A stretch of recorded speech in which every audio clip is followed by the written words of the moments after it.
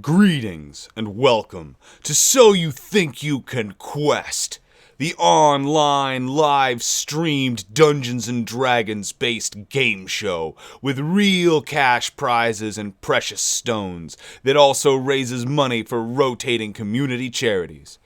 I'm your host and Dungeon Master, and this is just a quick introduction to Episode 8 of our open beta development process. Watch this evening as 4 existing contestants are joined by one new one as the Guild of Mazes continues to journey further south into the valley floor below Hope's Rise in an attempt to find and slay the mist trolls that have been terrorizing the farmers in that region. Hopefully trying to earn some credit and perhaps coin as they venture forward in their quest. What will befall them this evening in the form of random encounters? Who will survive? Who will perish? And who will walk away with a brand new precious stone from my cloak pocket? You'll have to stay tuned to find out on this episode of So You Think You Can Quest. A quick thank you before we get started to all the fans, contestants, and patrons of this show, as well as all of the likers and subscribers and followers out there who are helping to expand the reach and resources of this production. We're only going to stay focused on raising money for more charities, as well as upping the cash values of the stones and the pools of prizes available to our contestants, as well as the very production values of the show. Things are only going to get better. This episode represents just the end of the first 30 days of launch, and things have gotten so much further beyond I could have expected in just that short amount of time, and it's continuing to expand at an accelerated rate. So everybody, stay tuned, grab your health potions, and get ready, because it's yet another adventure of So You Think You Can Quest!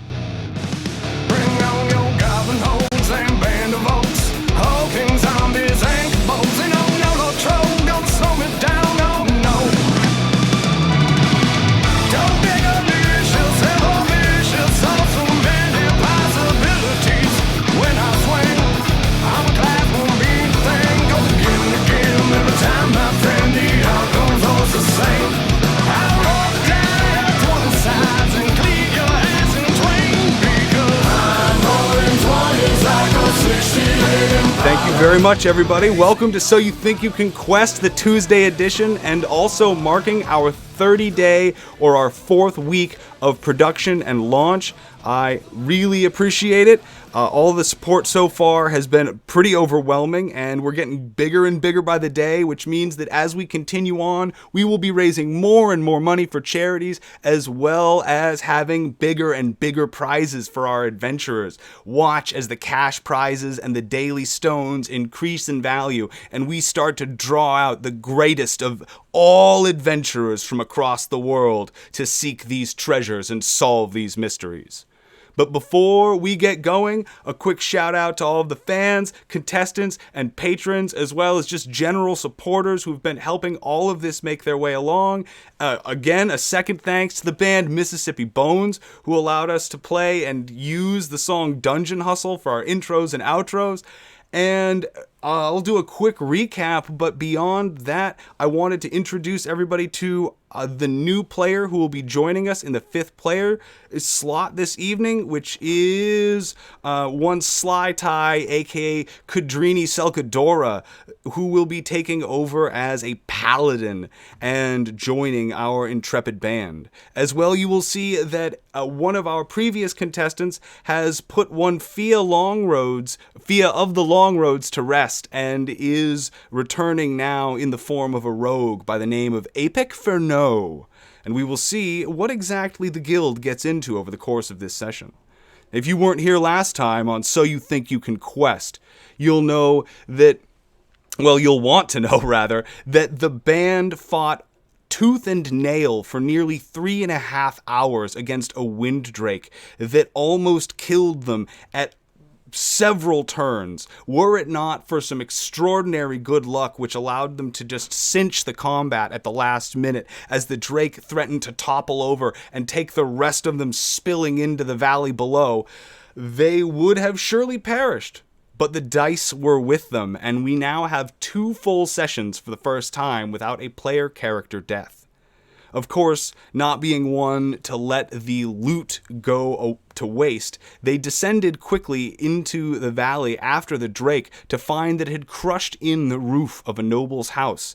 And making some quick work of reclaiming their arrows, axe, and any other valuable pieces and parts that the drake might be able to provide them, they were able to also discover, hidden in the contents of its stomach, beneath what were withered and paper-thin bodies of previously ill-fated explorers, was a breastplate of some kind. Its surface uncorrupted by the presence of this drake's stomach acids, or also however long it had remained as some sort of rock in this thing's stomach. But it shined with a certain amount of light and gloss that immediately tipped off the fighter present, who had just classed into the Eldritch Knight subclass, that this was likely to be something of magical and potentially potent value. Taking that, along with a section of drake skin, some eyes, and I think there were some teeth involved at the last moment, the party decided to meet up again at the bottom of the cliff where the ranch lands of Southern Hope's Rise begin to sprawl out, and also into the misty forests of the valley floor. Having come here in order to potentially find some work offering to slay the mist trolls who were patrolling this area and feeding upon woe-begotten farmers, the Guild of Mazes is still trying to cement itself as perhaps a pillar of this community, as well as get the necessary cash flow that any adventuring band needs in order to start undertaking some sort of task like locating the main dungeon that lurks underneath Hope's Rise, and earn the $500 cash prize by being one of the first surviving adventurers to step foot inside of it. So we will see exactly how far along they make it tonight, and who perishes in the journey as we join the Guild of Mazes in this epic quest. Thank you very much, and without further ado, I'm going to turn it over to our players who have been waiting patiently for me to stop talking. As you may remember, you are all now staying in the Land's End Tavern / Feasting Hall, and, well, / inn, and this sort of a ramshackle facility has relatively nice interiors. The thing that scares you most is that it seems to have about 7 stories, and 5 of which seem very structurally unsound and likely added against code. The upper floors of this building are teeming with as much life as the lower floors, and you all find yourselves surrounded by what are any number of farmers, merchants, soldiers weary from their patrols, and all sorts of, people not unlike yourself, carrying a sword at their side, and perhaps bearing all of the trappings of an otherwise, not to be messed with, sort of freelance nature that draws individuals from across the world to this kind of locale for the very magic and mystery that inhabits its wildernesses. AKA, there are other adventurers here too, it looks like. And with that, please, everyone, feel free to take it away. Aramin wants rest. After Erithil had spun her tale about the Drake fight, she will buy a couple drinks before retiring to bed as well. If anyone is willing to talk to her, that is. All right. Apex will go talk to Erithil and say hello. Well, hello there. I don't think I've met you before. I'm an assassin. And are you here to kill me? I don't know. I'm just an assassin. Now, I like to get some rest before I kill people. But I need a drink before I can go to sleep. Are you asking for me to buy you a drink or asking you to stay in my room? No. I would like a drink, please, and then I will go to my own room. Well, then have fun. She walks away.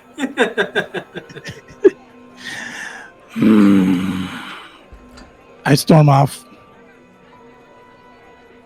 All right. So, other than acquiring a couple of drinks and bedding down for the evening, is there anything that the band wants to do before they face this first encounter roll?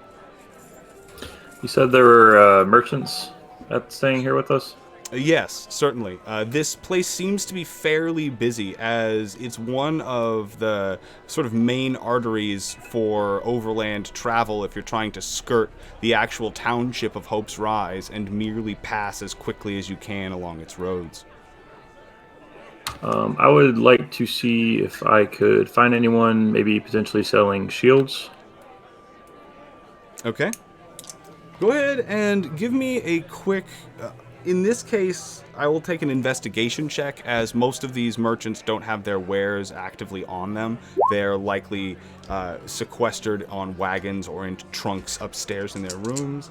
With the 4 investigation, as you glance around the room, you don't really know where to begin, as just previously stated, none of them have the sort of trappings of their industry on them, and all of them are just in sort of finery that could be attached to almost any industry. You can't really tell a successful sort of merchant of minerals and other fine goods from somebody who is otherwise here selling leathers or weapons or rope and tackle.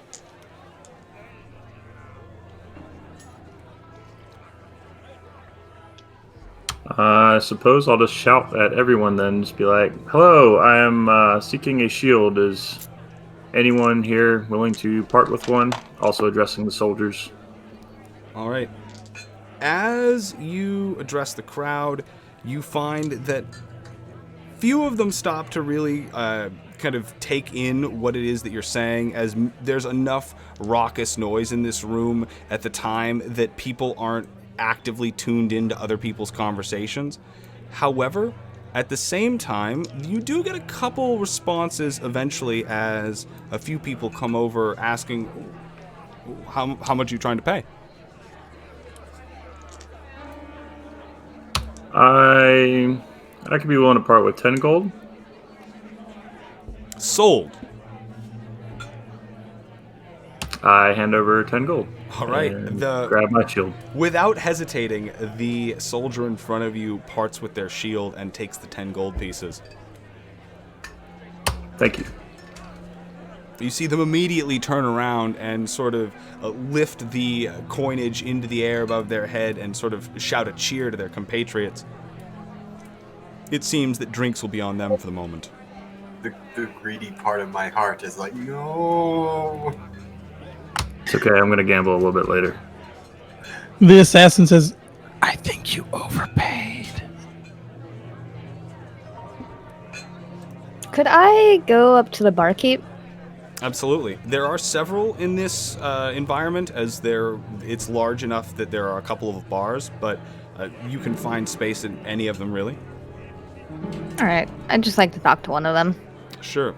In this case, if you're not partial to finding any particular kind of barkeep, whether or not it busy, unbusy sort of situation, it looks like you'll be talking to a half-elf woman who is otherwise kind of in a state of inventory, it seems. She is pouring drinks for customers, but she's sequestered herself to a far enough corner of this rather large room that fewer people are bothering her, as she seems to be going over what are racks of bottles in front of her.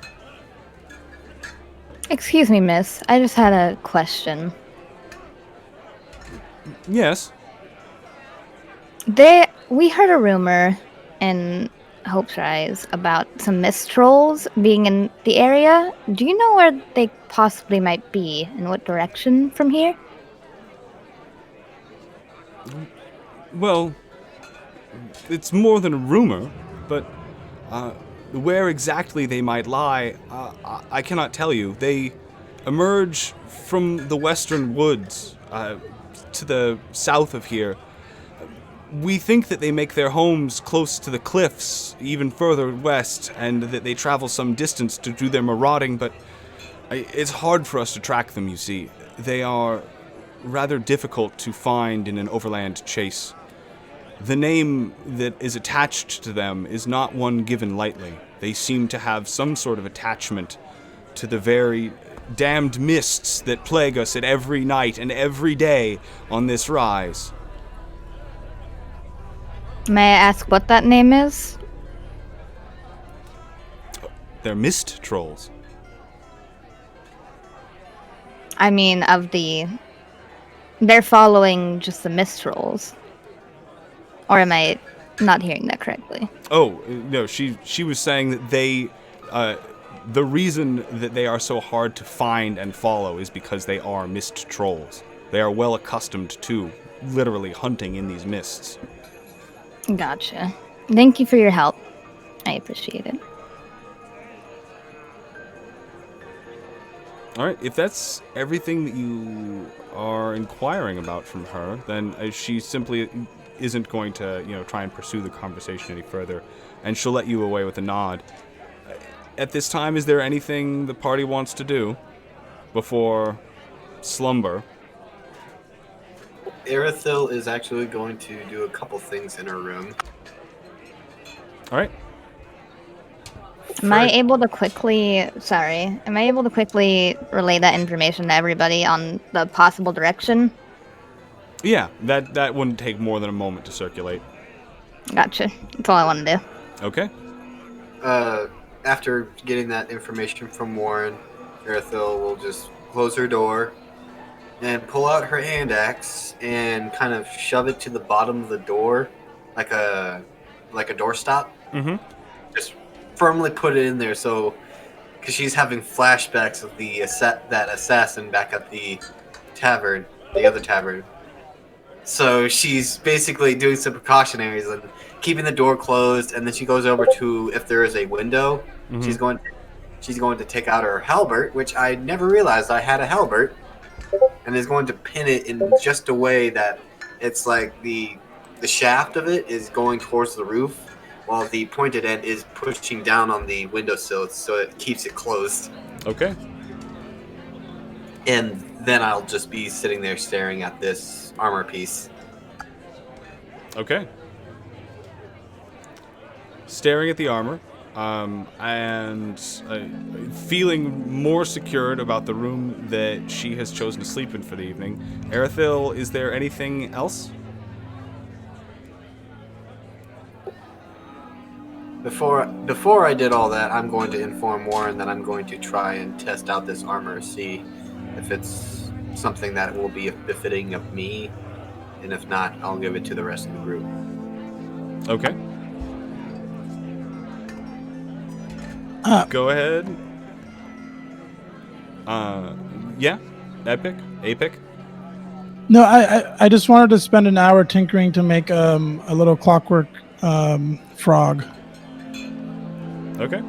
Part of a gnome ability. Got it.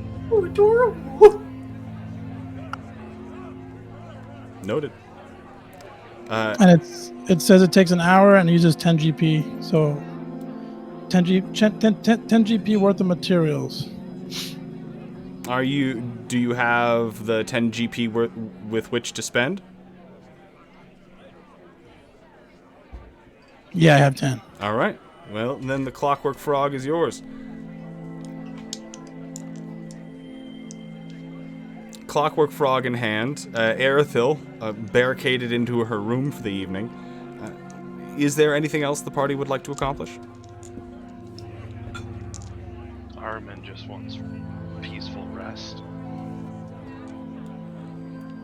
Okay.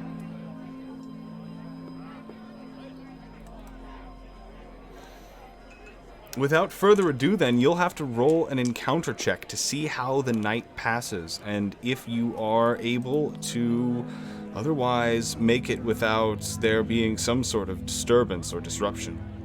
And we leave it all up to you, Sly. Feeling lucky. Here we go. You got it. Believe in you. It's not bad, right? 83. We shall see. Using my proprietary rolling system, there's no particular result that the players can have that guarantees any particular outcome. It has everything to do with basically the distance between your roll and my roll. In that way, you'll never know exactly what it is that is coming. As I consult my book of hundreds of random encounters with which to see which one they are running afoul of at this moment. A group of kobolds roll in.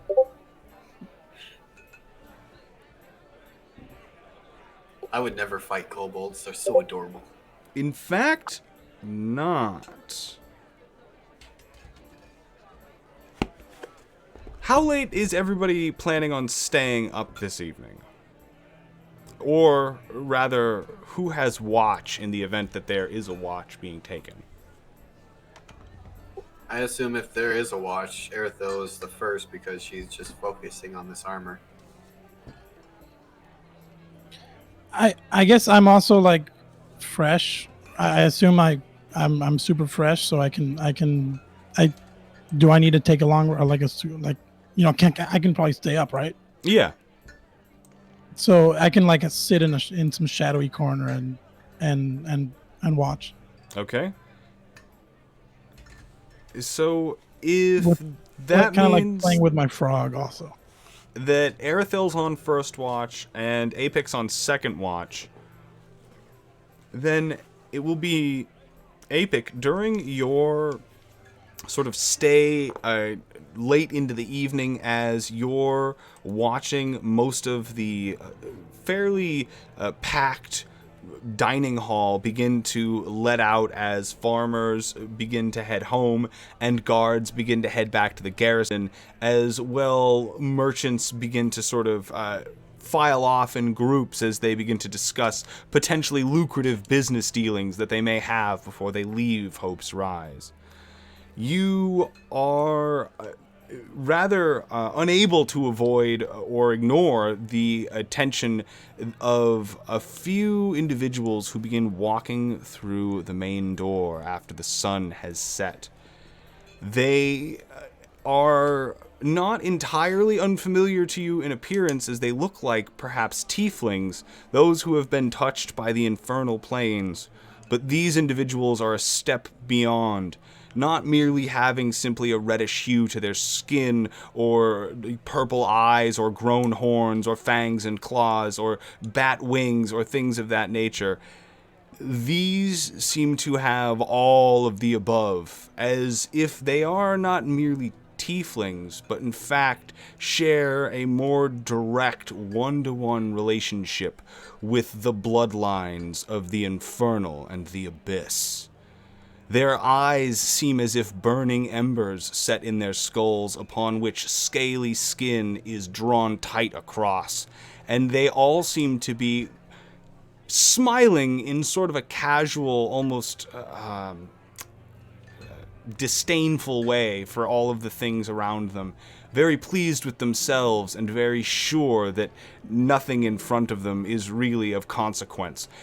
They are adorned in the trappings of warriors. As you see, they have armor, leathers, swords, spears, bows, and the like.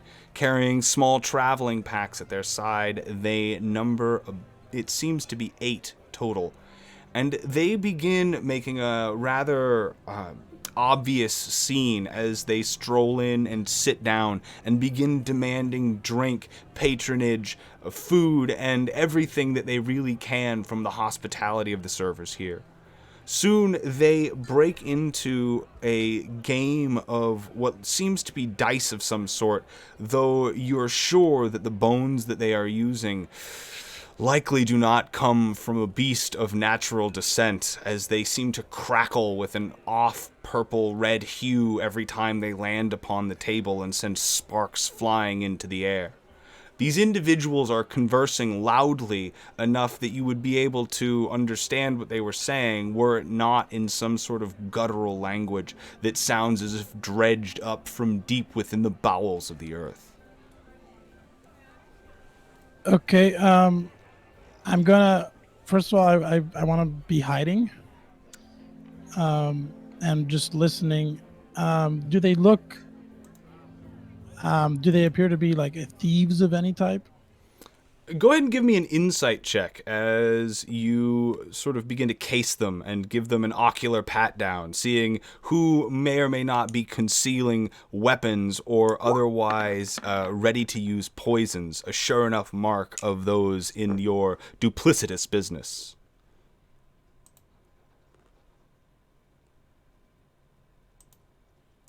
All right, 18. 18, all right.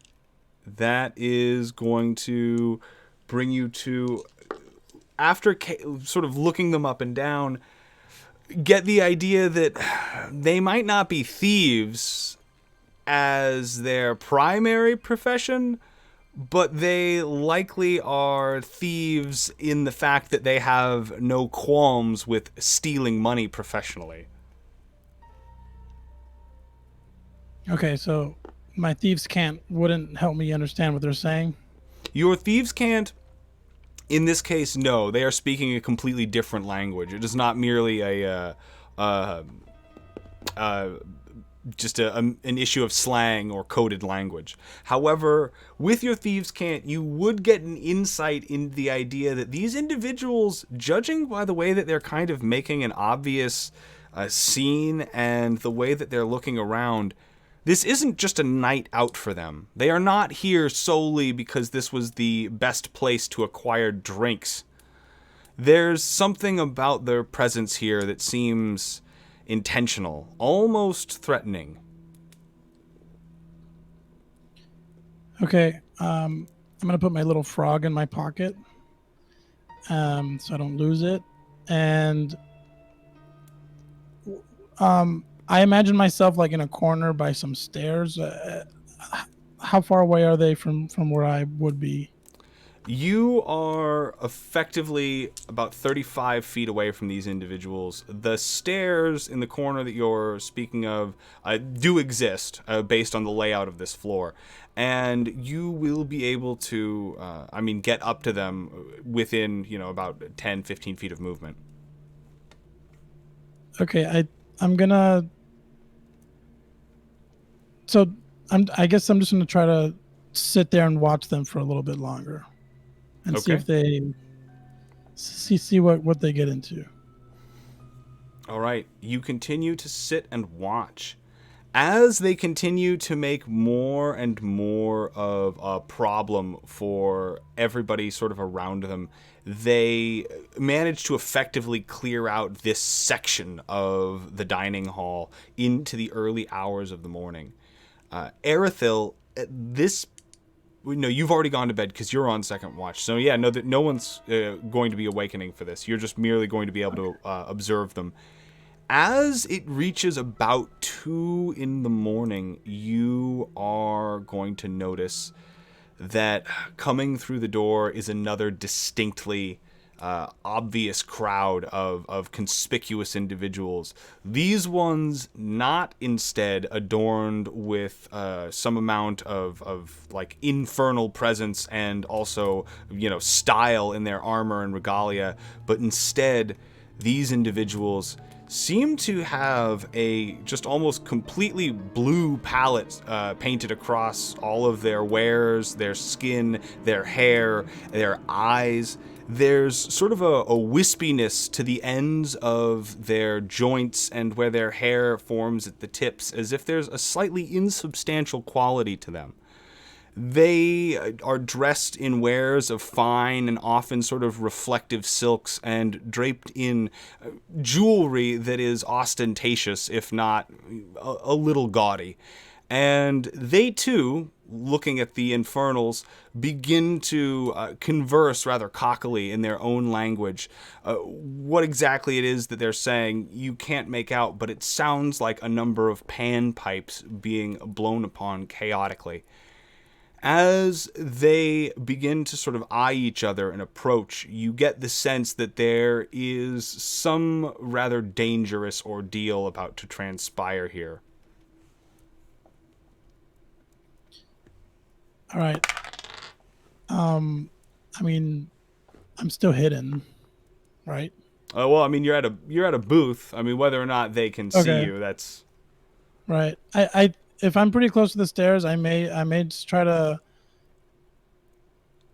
sneakily, just casually walk up the stairs, okay. but not like all the way up. Just like so I'm kind of out of sight. So you're trying to remain close enough to observe or listen. Yeah. Okay, so give me a stealth roll then.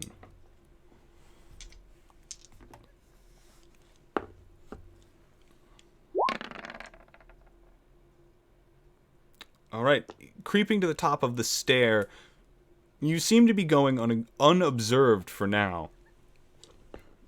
The scene below begins to play out, and it doesn't take long before you can hear heated words being exchanged in what is a very hard to follow rapid fire discussion. It seems like multiple individuals are talking at once, and with the very otherworldly nature of their languages, it's almost impossible at a certain point to discern it from just kind of this general chaos. But finally, that is broken by a distinct sound of crashing and blades being drawn from their scabbards with sort of a ringing sound as some sort of melee breaks out below. All right, I'm gonna go upstairs quietly. Okay. As you head upstairs, the sounds of scuffle only begin to escalate as the mercenaries, adventurers, whatever exactly they are doing here. They begin to show no restraint for the civilians or the bar around them, and soon you can hear what sound like magical spells being summoned into the air and crackling with the energy that is taking out probably either booths or tables or worst case scenario support structures. Has anybody else like woken up yet by all this noise, or just me just kind of here like freaking out? This has all happened pretty quickly, so at this point, people are going to start waking up, but a lot of people are just hearing the noises probably and starting to get a sense for what's going on. Also, due to the fact that this building is up to 7 stories, 8 stories tall in places, there's a likelihood that many people aren't even going to hear this, insulated, through floors and floors of both bedding and other slumbering inhabitants of the inn. How far up are we sleeping? Everyone is sleeping on the 4th floor.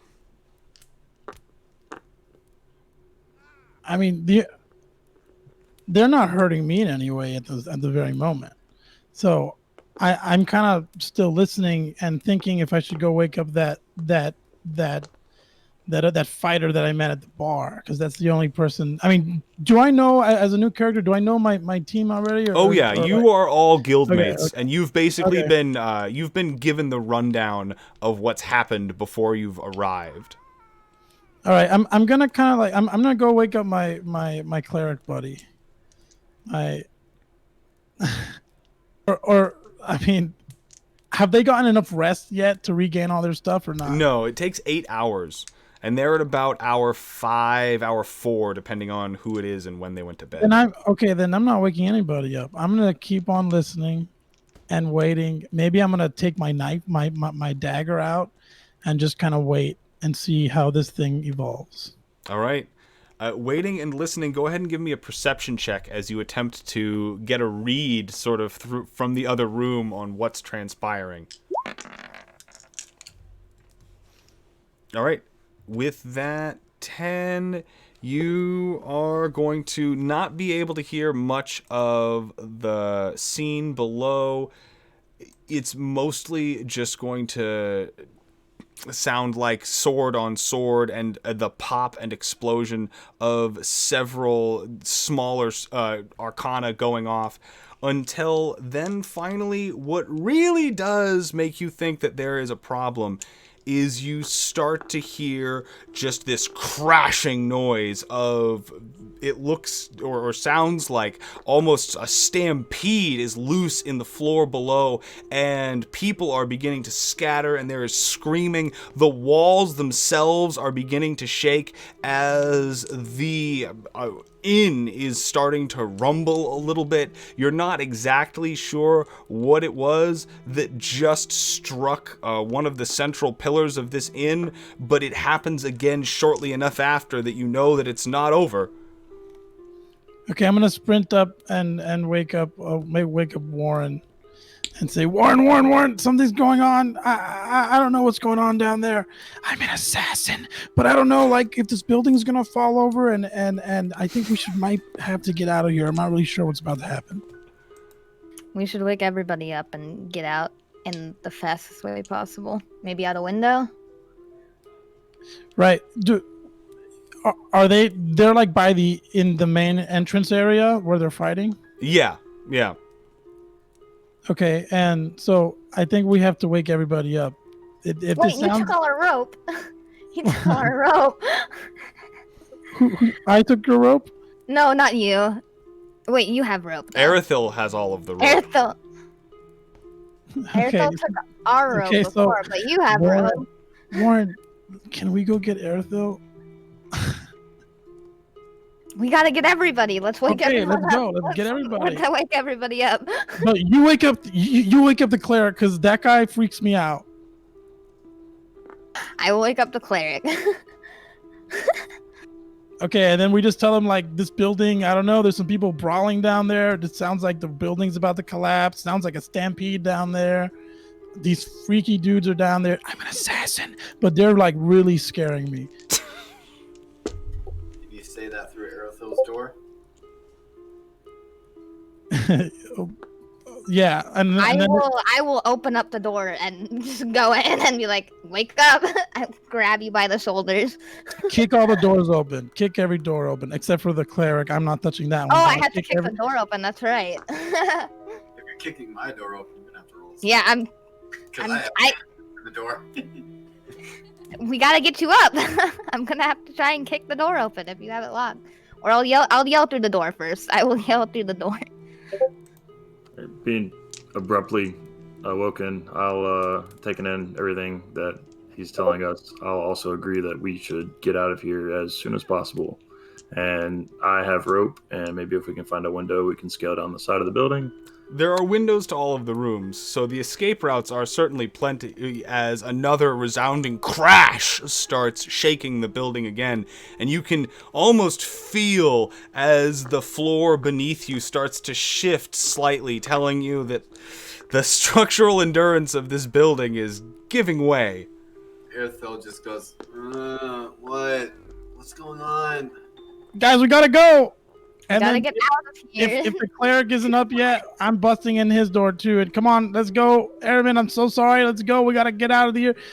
If we're on the 4th floor. We gotta get rope and get down, like through a window, probably.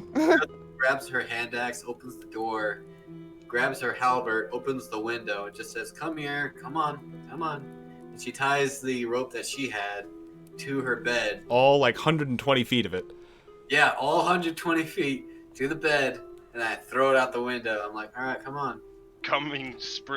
So the assassin wakes up Armin, and like it startles Armin awake, and Armin just like grabs all his gear and sprinting down the hall with his tiny little legs.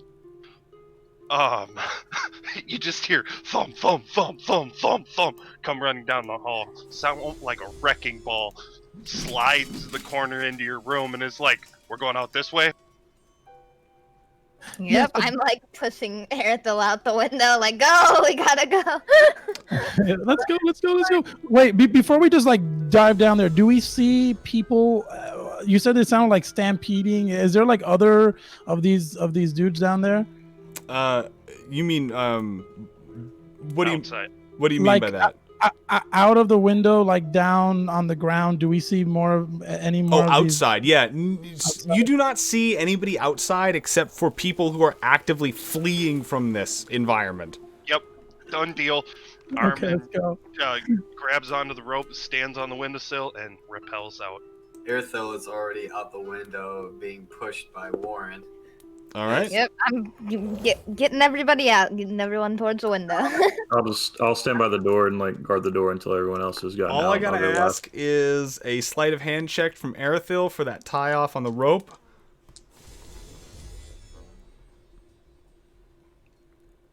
As they begin to lower themselves down into the outside of the Land's End. Oh. So with that 5-2, it's going to unfortunately give way right at the wrong moment, as there are about 3 or 4 of you on the rope. So as that happens, I will take dexterity saving throws in order to either grab a hold of something and kind of break your fall on the way down, potentially land on a nearby patio or roof, or maybe just land safely with a... That's a 17, 14, 19... Wow, all right. I'm getting all the good rolls out of the way up front. Airman. Excellent. Erithil may be very tired at the moment, but she lands like a cat. All right, I need, looks like from Kadrini, our paladin. Go ahead, give me that dex save. You can just click on the actual, like, text that says dex. Yeah, there you go. He was kind of like still standing out by. He didn't. Oh, right, no, he was the last one. So you actually, because of the other, and yeah, no, you're fine. I take that back. Okay, yeah, I was trying to like guard the door. Until You're going to everyone else watch got out. as the rope just comes untethered from the bedpost, essentially, and just slip right out the window. Fortunately, though, it seems your new companions are all quick to their feet, as none of them seem injured or really even too shook up by the incident. You have your own rope, obviously, so you're welcome to rappel or just try and climb down, but I'll take an athletics check or a sleight of hand, depending. I'm just gonna climb down. I'd rather not lose our rope. All right, go Probably ahead and give me an last rope. athletics check then, as you sort of just climb out the window and try and scale down. You find ample masterfully. footholds on the way down, as this building's ramshackle exterior is good for something, seemingly. And it looks like you will all be making the smart move as you land on the grass outside to look into the interior of the Land's End Feasting Hall to see black tentacles writhing up from the ground as the earth is broken open and the walls begin getting smashed by what is this chaos inside. You're not sure where these things are emerging from. They seem to be spawning from almost some kind of pool of energy as they slam into the walls, and also seem to be rather busy in like there are 2 infernal creatures kind of commanding them around, while there are yet more of the sort of more either air or water-based creatures that Apic had seen earlier are kind of in the throes of these tentacles being bashed into the ceiling and floor. There are several others that are dead there, and as well, both on the infernal side as the side of the yet to be identified strangers. The battle seems to be going in the way of the infernals, and no one wants to stick around to see what that means as people continue to flood out into the night. You, Warren, can see the bartender you were talking to earlier is posted up on the other side of the road away from this, kind of lingering in one of the archways of the building that's across the way, and just seeing how all of this plays out in the, well, now what is mostly the moonlight of Lower Hope's Rise.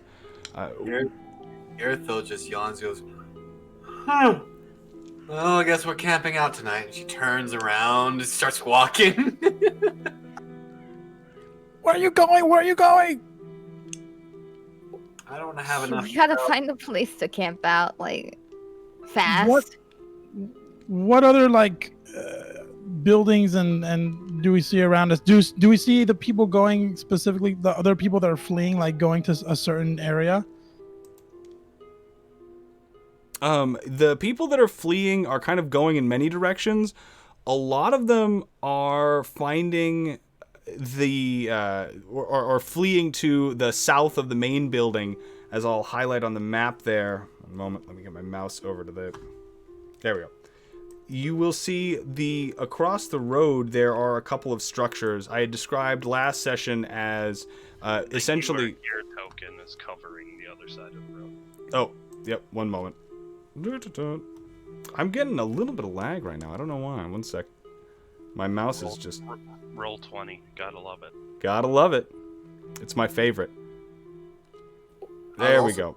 I was also going to say, it's a good thing that the rope did kind of come untethered, because that would have been a loss of like 125 feet of rope. Okay, so the buildings directly to the north across the road were essentially like a farm and feed store that seemed to be selling large quantities of grain, plows, wagons, livestock, and that nature. Then to the south was the stable that actually functioned for all of the visitors of the Land's End. I'm moving the token on the map right now, but you will find that there really isn't anything on that side of the road. And Wait, is my horse still in that stable? your horse is still in that stable, yes. I would like to get my horse. I think your horse is in the stable to the north here where I'm pinging, though. It is actually, in fact, as that was where Warren had specified that she would be So your keeping horse, the I gotta horse. get my horse. your horse is safe. It wasn't at the building that is collapsing. I gotta grab. As far as we know, it's safe. I'm gonna grab her as fast as possible. All right. It's easy enough to do. The stables are still open, and there's an attendant there who's just frantically trying to assist as many people who are storming them as possible. You can slip by with fairly, with little trouble and free your horse. How does everyone want to proceed from here? You are now in the middle of the road in the night in Hope's Rise, about halfway through your rest. I want to see if I can pay the stable attendant to let me slap a bedroll down at the stables and finish my sleep. I just love how we're acting about this. Hell is rising from underneath this tavern, and we're just like, it's just a regular bar fight. Let's go sleep in the stables. The stable boy is going to look at you and say, sure. I've got 5 silver on it.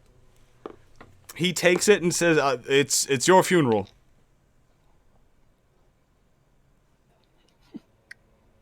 I'm gonna try and go. Where's that barkeep again? She's across the road, right? Yes, she is more or less actually. She's very close to where the stable that your horse is in. I'm just gonna go to her and like watch as well. I am also going to follow them. And that's the only building with the tentacles and whatnot coming at, like. Yes. eating it up? And it seems that for the most part, the chaos is right now at least contained to that. I'm gonna be over there in the stable with Airman. I'm gonna ask the stable keep like, is this like something normal that you've seen happen before, or have you even seen these guys come into town before? she shakes her head and she says, I've never seen any of them before. These things happen, though. It's a strange town here in the Rise. We find a lot of people meeting in Cross. Some headed north to Kylithia, some headed south to Delos, often having not seen or heard from anybody else in half a season's journey. People tend to be easy to excite into a fight or any kind of madness, almost. There's a nature of isolation here. No doubt it looked like some sort of tension spilled over between those folks, but mark my words, the one who came through the door first, with the horns and the eyes and the wings, they had the stench of corruption and evil about them. I knew they were going to be trouble, but this, as she points over, the front window of the building just bursts out as glass sprays into the street and the storefront begins to collapse, starting to obscure the frantic melee inside. The last thing that you can see is a perhaps worried look on the face of the Infernals, who were at the moment taking the upper hand in the battle, as they realize that they may have perhaps entombed themselves quite accidentally. Though whether or not they survive or are crushed by the debris, it's pretty hard to tell as the dust begins to throw up into the air, and with moonlight and starlight the only things that you're currently really able to see into the building by, it's pretty obscured. It's a lot of damage to that building there. Earthol just looks at the barkeep and just says, "Do you think you can rebuild?" I'm glad that I only work here. That's true. Earthol is just throughout this entire time just wondering what happened to the bed she was sleeping in, because she is still very tired and is just looking through this smoke, trying to see if anybody is moving and if there's anybody not moving. The bed that you were sleeping in is likely no longer there, as the entire front half of the inn has started to kind of just slide off of itself as the structural supports give way. Truly, a very big loss has happened today. Hey guys, I think you guys should. Everybody should get some rest. I know I was about to say. this was a very exciting night for you all, but it's time for everybody to go back to sleep. I can probably keep watch. If I see those dudes creeping out, I may wake up the paladin or something. Let's say I can also keep watch because I'm pretty well rested. I assume the summoning sickness is gone. Yes, at this point.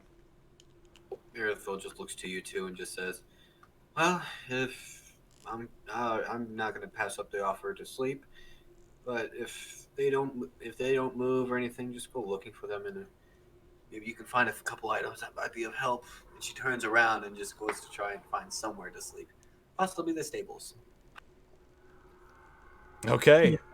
I'll sleep near the stables. I'm just gonna be outside of it, like on the side, away from the That was bad, right? the place that was getting ruined.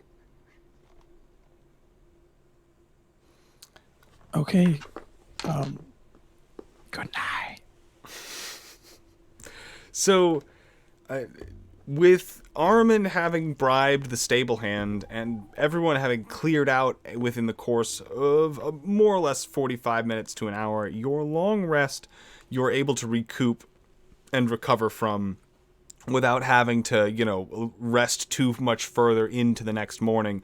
But you do find that your conditions are the bare minimum of what you find necessary to recover in, as you do start to take on, a bit of just soreness from the adventuring and the lack of break, and having been smashed against the rocks and impaled several times, almost each yesterday in that battle with the Drake. However, The morning does rise, and you find yourselves now on the lower farmlands of Hope's Rise, having some direction as to where these mist trolls may be located.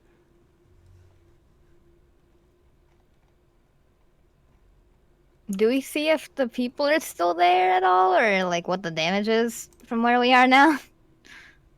So, in the morning, there are a number of guards gathered. There are gawkers. There's a lot of people who are beginning to just sort of pull apart the wreckage and try and make some sense of the matter. The general scene is fairly calm at this point, as everyone is just trying to figure out what happened, as well as what there is to salvage left in all of this wreckage. So a long rest has been completed? A long rest has been completed. Gotcha. Do I see anybody that looks like a big, rough, tumble explorer, like adventurer? That looks like they've been like around the block. In the in this area? Yeah, that's kind of like looking at the wreckage and everything. Go ahead and give me a perception check. Erthel just goes up to Warren and just says, "Okay, curious question, but have you ever met a person that walked up to you and told you, 'Hi, I'm an assassin'?" No, I have not. Because that has never happened to me, and it happened last night. I know it happened to me as well. They need to learn not to say that out loud. We might want to talk to them about it. I know, right? With that 11, Apic, you do not see anyone who strikes you as a particularly hardy adventurer, but you do see that there are a couple of merchants who are more of the kind of rough and tumble style. They have on them leather armors as well as short swords by their side. They're surrounded by a couple of what are obviously sort of low-rent hired thugs, but the two of them, judging by the scars on their bodies and the way that they're holding themselves, have likely seen their fair share of strange occurrences and battle across the roads of Nemothera. Okay, I'm gonna go up. Does anybody want to come with me? I'm gonna go up to them and ask them some questions. Tell I'll them some stand things. next to you and like cross my arms while we're walking. Just look intimidating the entire time. Erthel will shake her head and just say, "I'm going to check that rubble. Maybe I can find a couple of coin pouches in there."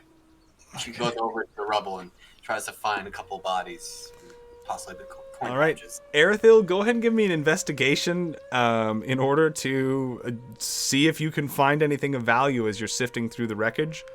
I'll join Erethil just in case something comes jumping out of it. All right. Do I get guidance? Yeah, sure, because I'll join you, and if there's any dead bodies, I'll, say a few words. Oh, booyah. All right, Erethil, as you begin, and you can see immediately sticking out of the rubble near sort of the center of the building what looks to be some sort of sword hilt or perhaps a weapon handle of some kind, and you're sure that that likely belongs to one of the individuals from the previous night and that its quality of craftsmanship is likely valuable. Except as you go to start sifting through the rubble, the guards and the owners of the inn intercept you and say, clear out of here, clear out of here. We'll have none of this. We can't have people going through the rubble right now. We know that likely you all lost loved ones, but at the moment it's not safe and the rest of the inn could collapse at any moment. Yes, and besides the point, we'll have no thieves today taking advantage of the dead. Yes, but please let's not focus on that for the moment, as the bickering kind of spreads throughout the various people who are liable in this situation to deal with the damages. I just say, "But that's my sword. I left it downstairs last night." That'll be a deception check. Come on, come on, come on. Yes! Nice. All right. 20. And then by the looks of it, seemingly they just don't have the time to deal with this. And one of the guards goes, just grab it and get out of here. I nod and I quickly grab it. All right. As you grab the handle of this weapon and pull it out from the wreckage, you see that it looks to be none other than a warhammer. Alrighty. I will take it and I will walk away. Okay. Oh yeah, and since the long rest happened, are you going to be sending me the journal entry of the armor, or just... So, now that the long rest has expired, I can either tell you basically in private what has happened or not, or I can announce it as far as like what the benefits of it are. Private for now. I'll announce it to the group as whenever I feel it's fun. All right. And so yeah, I just want to ask these merchants some questions. Sure. What would you like to ask them? So I'll say, hey guys, I'm an assassin, and I can see that you guys, you've been around the block. I'm sure you've been in business for a long time. I see you're very strong friends that are standing by you. Have you guys ever seen those dudes before, or like maybe someone that's part of their squad come around here? Go ahead and give me a persuasion check as you sort of introduce yourself and see what you might be able to get these merchants to confess to. Nice. All right. That is going to get you treated with a little bit of hostility as they're unsure exactly what you're trying to get at here. We don't need anyone killed, and neither me nor her have any problem with the individuals from last night. I'm not sure what exactly it is that we can do for you. Okay. Maybe I came about it the wrong way. My friends and I were here sleeping, and we're not really from around here, and we saw these people starting to fight downstairs, and we were just wondering if anyone had ever seen them before, where did these guys come from? Well, truth be told, we're not sure. We think likely that there seems to be some sort of, they look around and lean in. Can you be trusted? Of course I can. Rumors are that there's a portal to hell in the woods northeast of town, and that recently there have been a number of, thrill seekers coming through from the lower realms. They've been terrorizing the local taverns, they've been picking on the local merchants, and more or less marauding, what with their fiendish magics and seemingly unearthly resistances to blade and magic alike. They've been more or less running amok with little police to be able to stand in their way. There's only a couple bands of them, and they come into town here and there. It's not an every night occurrence, but we do see things like this. What I'm more curious about is, it seems from the crowd descriptions that I've got, that not only is one of my best customers dead inside of that rubble right now.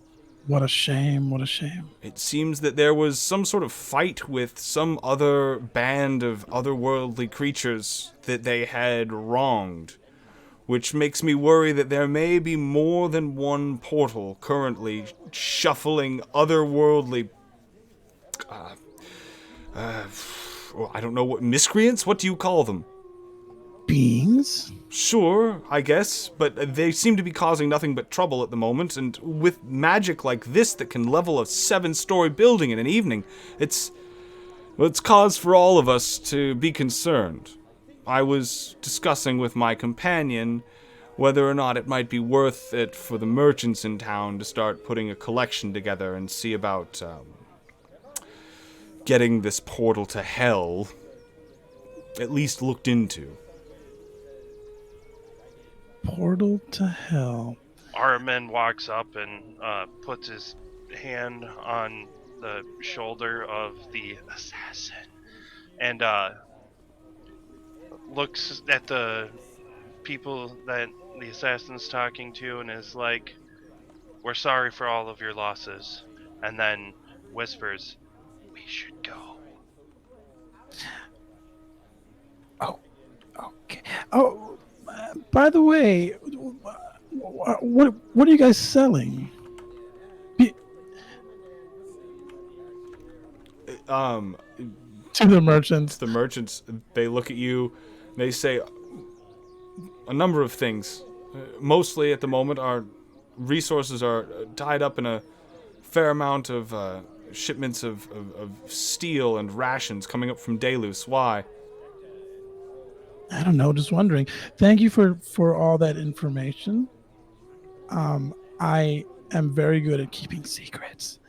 And I hope you have a wonderful, wonderful, wonderful day. And then I'll just put my arm on Aramin's axe or hammer or whatever he uses, kind of like we're holding it together and walk away. So adorable. As we walk away, Armin's just gonna be like, "You probably shouldn't go around announcing to everybody you're an assassin." I mean, isn't it like in the Assassin Handbook 101 to not speak about assassin? But I'm proud to be an assassin. I'm going to grab him by the shoulders and be like, "This is for your own good, but do not say you're an assassin anymore. Understood?" And I'm going to be like super serious about it. We need maybe a code word. I'm an ass. No, just don't bring it up. Don't bring it up. Erthel riding her high about getting that hammer. She is going to find a mediocre-looking merchant, one that's not doing too good, and one that's not doing one that's on the low. I'm just trying to find a nice-looking merchant at the moment. In terms of like, there really aren't that many merchants per se in the street at this. Like, most of them have cleared out for the time. The ones that APEC was talking to were really just kind of lingering and speculating on the night's prior occurrences. No one in this area is really like open for business. But I mean, if you're trying to, exactly what are you trying to find at the moment?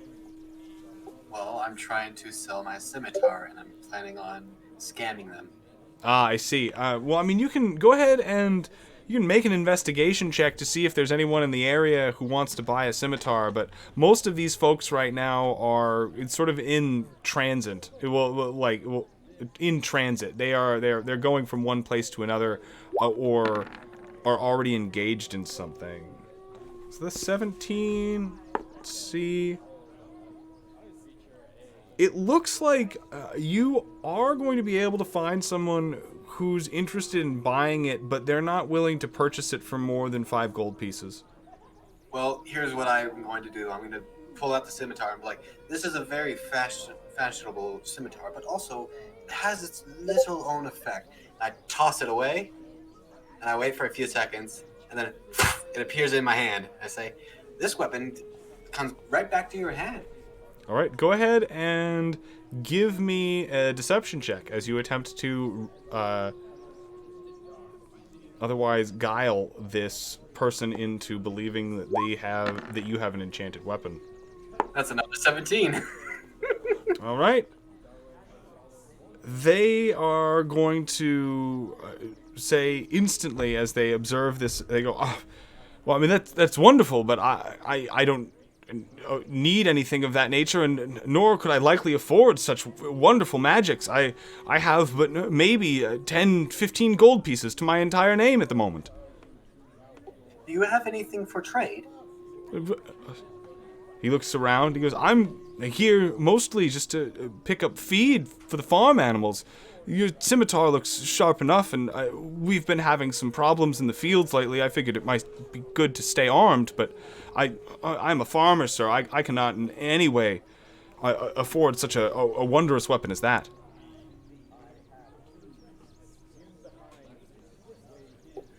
That's quite all right. If anything, I'll look around and possibly find somebody that can offer a little bit more, but I do hope that you can protect yourself, and I do hope that you're well protected in the coming days. I kind of start walking away. All right. So close. Close. Very close. Now, having sort of resolved the issue of your long rest and now being kind of left here in the middle of this crossroads, how does the party want to proceed? I would like to go west to what we were doing beforehand. Yeah, I'm gonna kind of like gather everybody. Are we all? I assume we're all together again. Yes. Okay, So- and I want to tell them about the hell, the portals and everything. And these merchants told me about this portal to hell, and that's where these guys came from. Why are you And whispering? so they don't hear me because they told me to keep it a secret. Well, it sounds like more of a problem for a stronger group of people to handle than. Oh, I completely agree. Completely.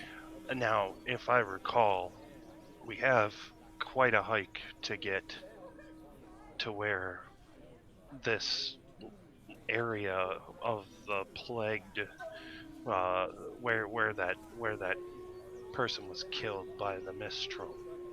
We should head out. I agree.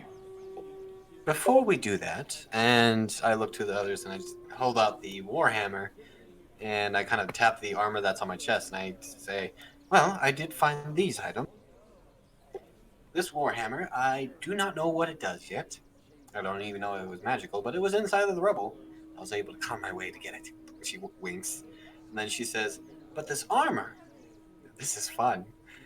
I don't know about you, but I want to really keep it, but I can be convinced. Basically, it gives me a little bit more protection, as well as I'm resistant to acid."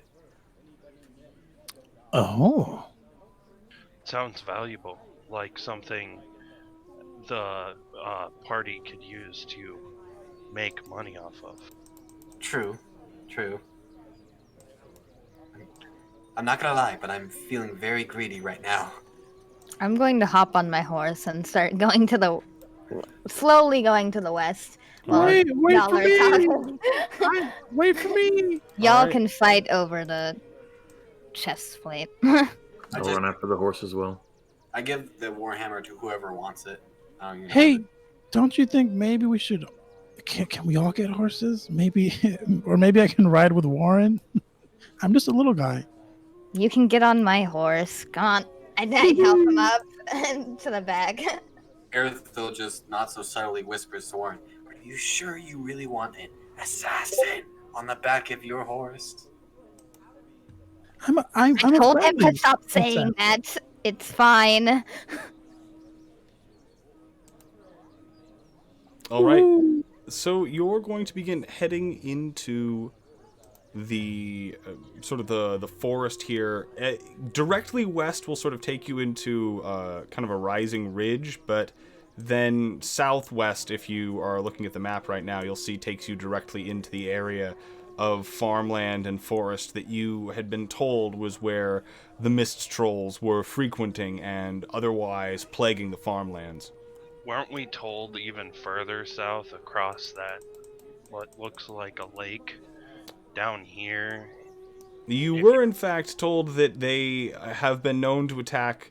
This is the most frequent area, as it is the closest, and as the barkeep just confirmed, it seems that they suspect their settlements are all the way much further out into the kind of the valleys between these sort of high rock, almost mesas right here.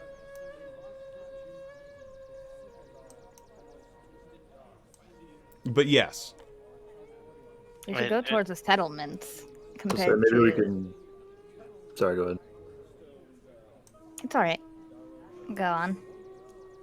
I was gonna say, yeah, I agree. If we head to the settlements, maybe we can find some remains or something that might point us to a more accurate location. Cool. Okay. It's So going we to take you. Looking at that, it is going to be almost exactly one encounter roll in order to get you to that settlement to the southwest of your current position on the other side of the lake. The only question I have to ask is, are you cutting through the forest or are you going along the main road? I say we should take the main road. We may find somewhere, some type of equipment that we might need along the way. We don't know what we're gonna face out there. So yeah, I say we take the main road and maybe we find something. Yeah. If we find any houses, possibly maybe we can talk to a couple people that were willing to part with some supplies. Okay. Okay. You lead the way, Warren. I will take another encounter check from the band. Who wants to roll it? Is it me this time? I've never done one. Should I do it? I believe, yes, that puts it on our contestant, who is so far unexperienced with the gross responsibility of deciding the party's fate. Is that me? Yeah, that's you. Go ahead and roll.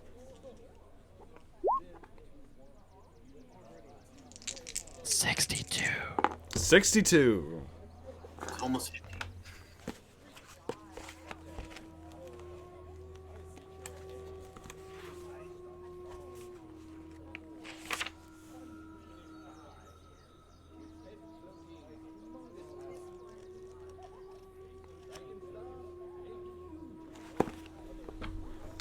You begin journeying towards the settlement along the road. You make it to about, let me adjust the map.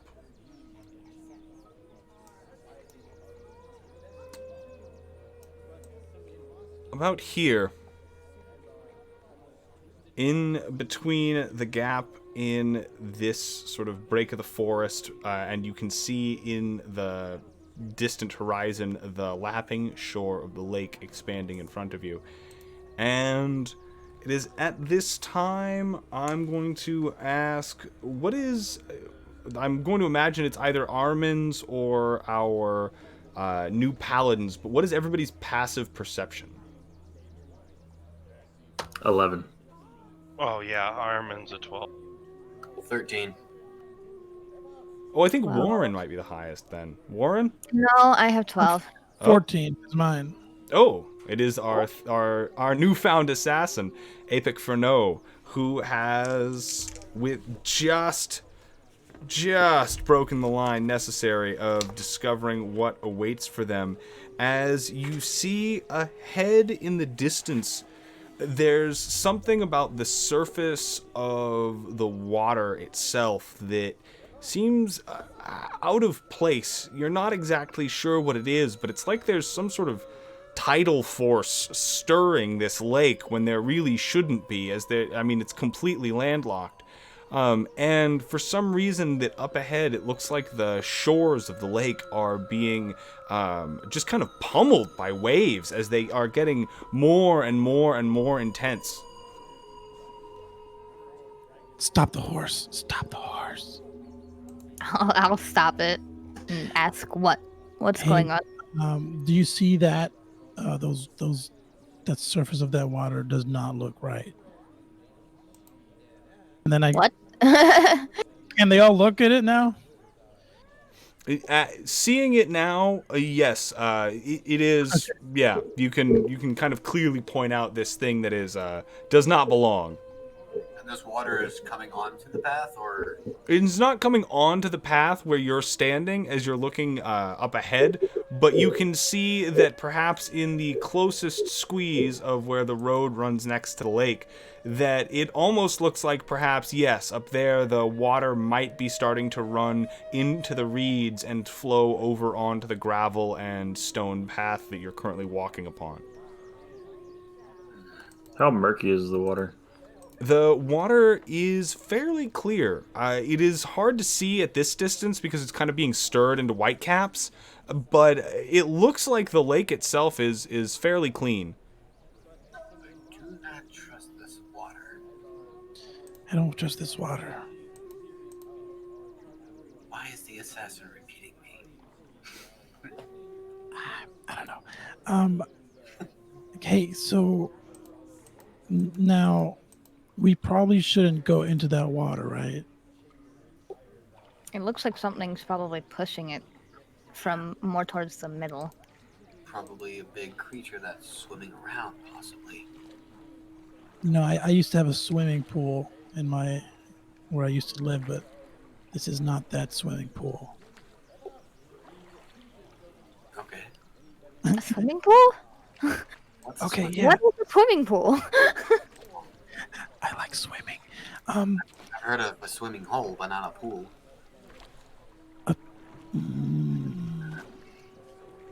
Right.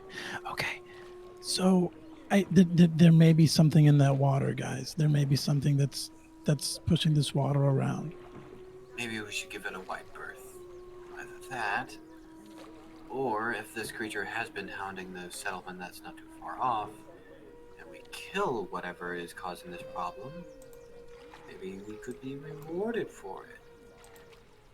Arathil agreed is very showing.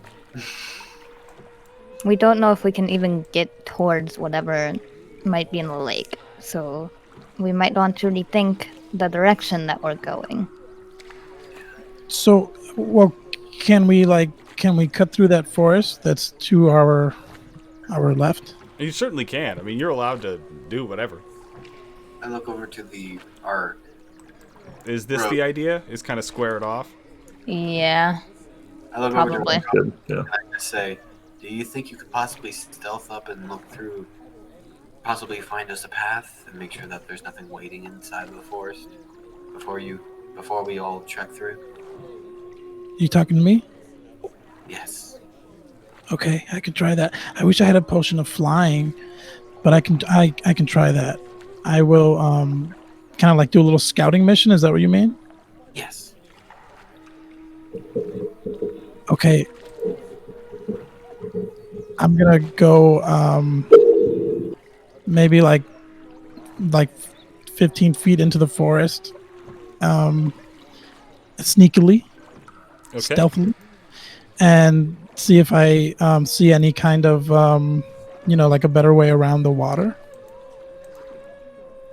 Go ahead and give me a survival check as you start making your way into the woods and see if there is any path that is immediately sort of opening up before you.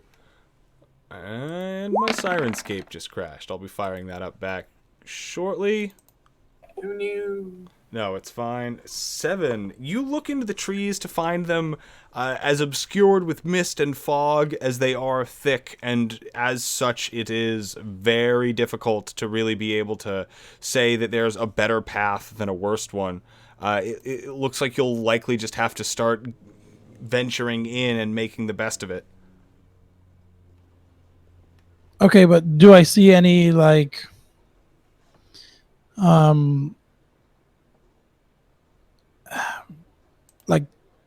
so I don't know if it's like a good path to get to where we need to go, right? You like, do not. Okay. So it's pretty dense in there, and I'm not really used to going through forests, so I'm not too sure.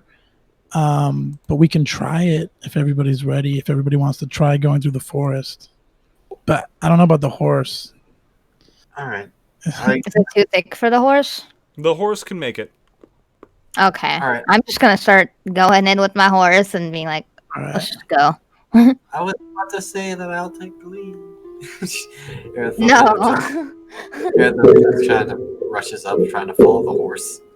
Okay. You're going to begin entering into the forests. As you do so, you are going to find that as you reach about right here, now that I've got my Sirenscape up and going again, the mood's up, that it is only about here that you get to before, in the far off distance, without there being any necessary perception checks for it, you can hear the crunching of bone emerging from the forest alongside what sounds like sort of wet, slavering noises of large beasts feeding. Erethel's going to climb a tree and hopefully find a better vantage on whatever is making these noises. Go ahead and give me an athletics check, Erethil. Everybody else, at this point, what do you want to try and do? I want to just. I want to hide. I'm gonna try to hide, like behind a big tree. Go ahead and give me a stealth check. I'm going to just be on my horse and stay there and just kind of have a smile, looking excited at the hearing bones, specifically. Okay. That's scary. Bones crunching. I'm excited. I'll try to hide by a tree opposite of our assassin. All right. Go ahead. Give me a stealth check as well then. Kadrini. Oof. It's not a 1. It's not a 1. It's not It a is one. not a 1. So, as you are attempting to kind of get into position, unfortunately, there is just a lot of snapping of twigs and rustling of underbrush that cultivates in you kicking a stone over that kind of ticks along a couple other points and resounds with an echoing thok into the woods. It's seemingly not much louder than the actual noises that you're hearing from coming up ahead around you in the woods, but it does give you concern that it would have been very easy to hear. I'm just going to stop moving instantly. I'm just going to stop moving. Okay. Did Erethel climb the tree with the 12? With the 12, you are able to successfully climb the tree, but not far up, as you find that as the branches get further and further, they start to be positioned in awkward ways that would require a little bit more finesse. You get about 15 feet off the ground. And am I on a stable branch or am I more... You're on more of a stable branch. Alright, I will just sit there with my longbow out, just waiting for any movement. Okay. If you're What- all going to remain still at this point, it sounds like. Well, I want to get some input from Araman. Like, hey Araman, are you okay? Yep, I'm fine. Just waiting to see what's gonna happen. Okay, because we could also just bolt out of the forest, can we not? Yeah, you could just run. That's always... I guess everybody kind of wants to hide and chill out for a while. So I am stealthy, so I'm gonna do that. Erethel just looks down to Warren on her horse and just says, "Do you think it's possible for you to sneak with that thing?" I just look up and cross my arms, like not happy that you're talking to me about leaving.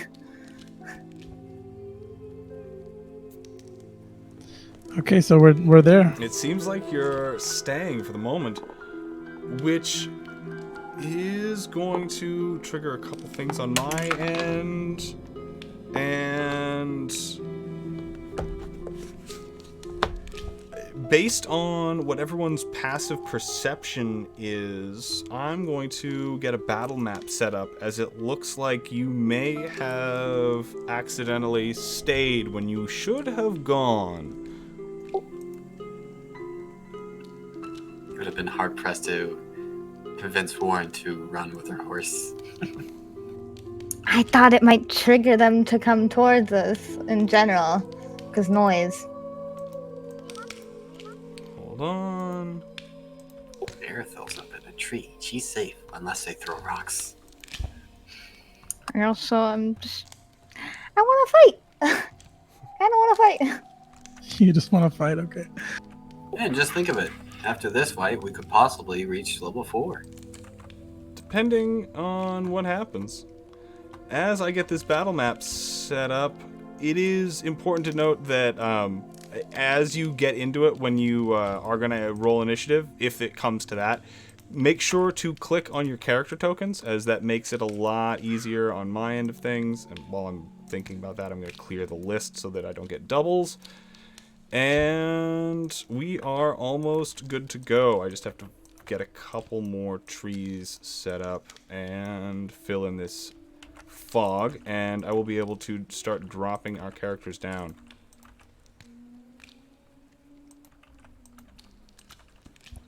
We have to be very quiet.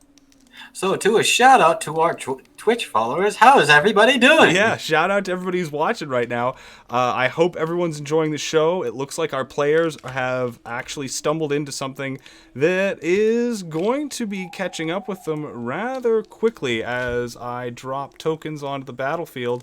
We're going to join them in the southwestern forests of Hope's Rise. Hopefully they will be able to make their way out of this one, but based on... Oh, that's not a token. That's a map piece.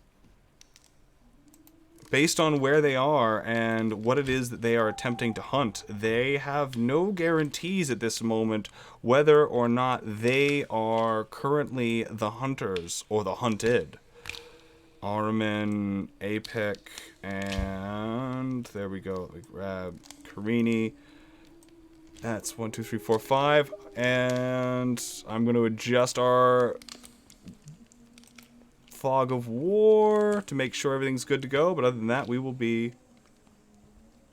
We're still on the... oh, yeah, no, that's... okay. Fog of war. There we go. Oh, they finally updated the Fog of War tool. Yeah, the Fog of War. It's completely... Alright. There we go. I'm just going to use the regular Fog of War for the moment. Save settings. And... Alright, thank you everybody for sticking with this. I'm getting a little bit of lag on my Roll20 side as I try and reveal area. There we go. It's an actual area reveal. And I'm going to start moving the players over. You'll find yourselves in the middle of the map. Go ahead and feel free to adjust your tokens as necessary. Aerithil, I put you in a nearby tree. I'm going to drop a couple more trees in the center of this map as you are actually in the middle of the woods, just to give you a little bit more filled out foliage. But this is when you begin to see and hear the approach of what are a number of individuals emerging out of the mist. All of them long noses in the air as they sort of sniff about, obviously trying to find whatever it is that they are currently smelling. And it is fairly obvious that they are just without any amount of... Make sure we're on the right token. Yep. without any amount of trappings of civilization, as they have no armor on them. There is no weapons at their side. They are all just overgrown with fur and shag. As you can see, there are stains of fresh blood on their lips, and there are still chunks of flesh and skin hanging from the tips of their jagged fingernails that are so thick they are almost like claws. As you recognize these creatures not from an abundance of experience, but from just a general understanding of the local flora and fauna, to be trolls of some kind. Whether or not they are the mist trolls in question, you are unsure. But judging by the way that their skin seems to blend in with the very fog around them in the same way that that mist drake did, it's likely that these are the very creatures with which you have sought to do battle, having now instead come across you in their afternoon feasting and deciding to expand upon what limited menu they originally had available to them.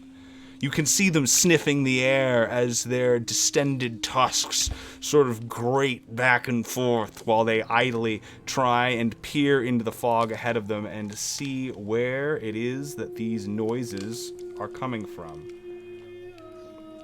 Okay. Everybody has more or less. I'm not even gonna say a full jump round. Everyone can get one action off right now before you engage.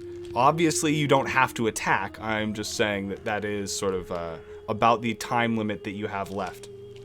We doing this? We doing this? I have my. I'm thinking. I have my little frog that I made, and the thing. Every turn it moves 5 feet in a random direction. It's like a little clockwork toy. It'll bounce a little bit. Mm-hmm. Do we all want to fight right now? Because maybe whoever can throw the furthest can like toss my frog in our opposite direction. Hopefully, if everything goes well, they will target the little frog, and it'll be a moving, kind of like a moving target. So maybe they go after it, and we'll be able to escape. Or we just get the jump on them and go at it. Hang a beating on them. I'm ready either way. I can fight. I can run. If need be, I can jump onto the horse with Warren. Okay. I kind of want to try this frog technique. Secret frog jutsu. Go ahead and if you're gonna throw this frog, give me a dexterity check. Because if sorry, strength check for distance, dexterity check if you're trying to get it into like a very specific spot. And if need be, if we do start running, I do have a spell I can just keep blasting at them to start slowing them down. I can cut 10 feet off, 10 feet of movement from them. Okay. I also have hold person, technically, if it is considered a person. Okay.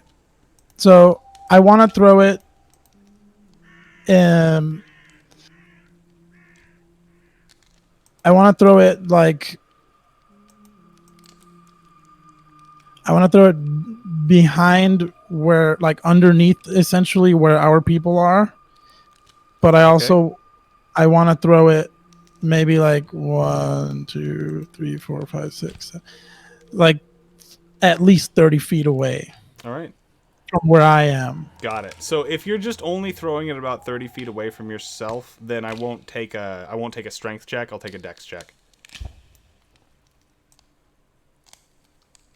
So Apic, this is you down here in the bushes. Where exactly are you? Where are these trolls?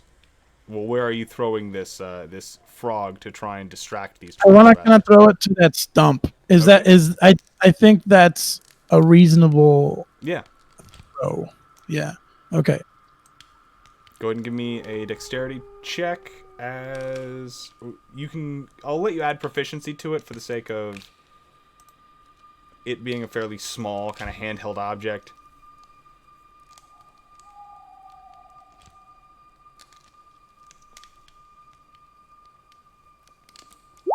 There we go. And the proficiency. You would already have proficiency for that. That bonus is included because you just because of the save you rolled. So that is effectively a dex check with proficiency. Is what you just rolled.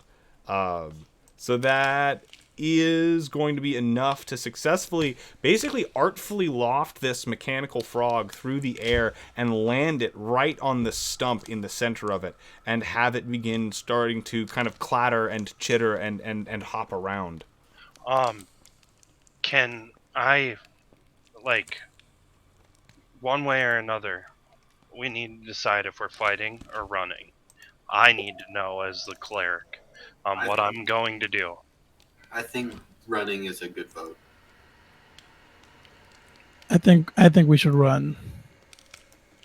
Okay, that's 2. What about Warren and... I could really go either way. Warren, you want to fight, right? Yeah. I do, Wait, but if everybody wants to run, I will. It Run. sounds like I'm going to be the deciding factor, and that's what I didn't want it to come down to. Well, I'd say, like, So- I mean, if we're convinced that, like, these other creatures we're after, shouldn't we fight them? Okay, fighting them it is then. All right. Okay.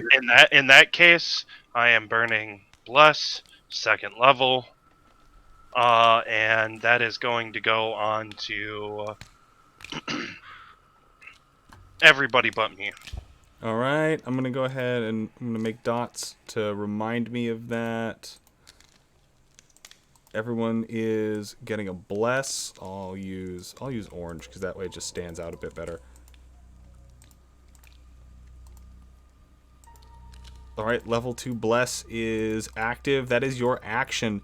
But in doing that, everyone else gets your one action. Well, rather, our rogue has used theirs, trying to distract them with the frog. You've used bless. We have 3 other party actions to decide. But other than that, we're rolling initiative, as the incantation and light of your bless is going to cut enough through the mist to illuminate your position to these approaching trolls.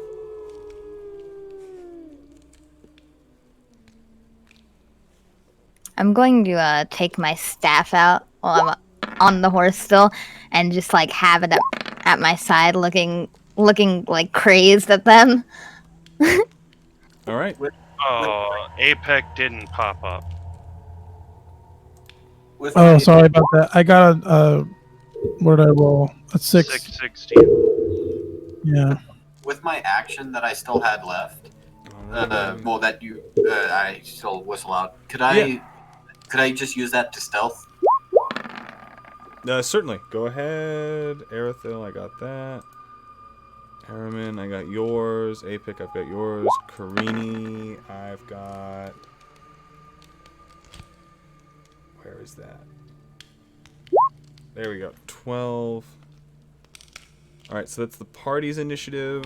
Now, rolling for the trolls.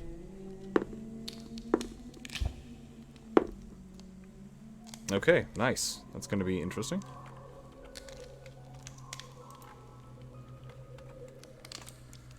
Seven.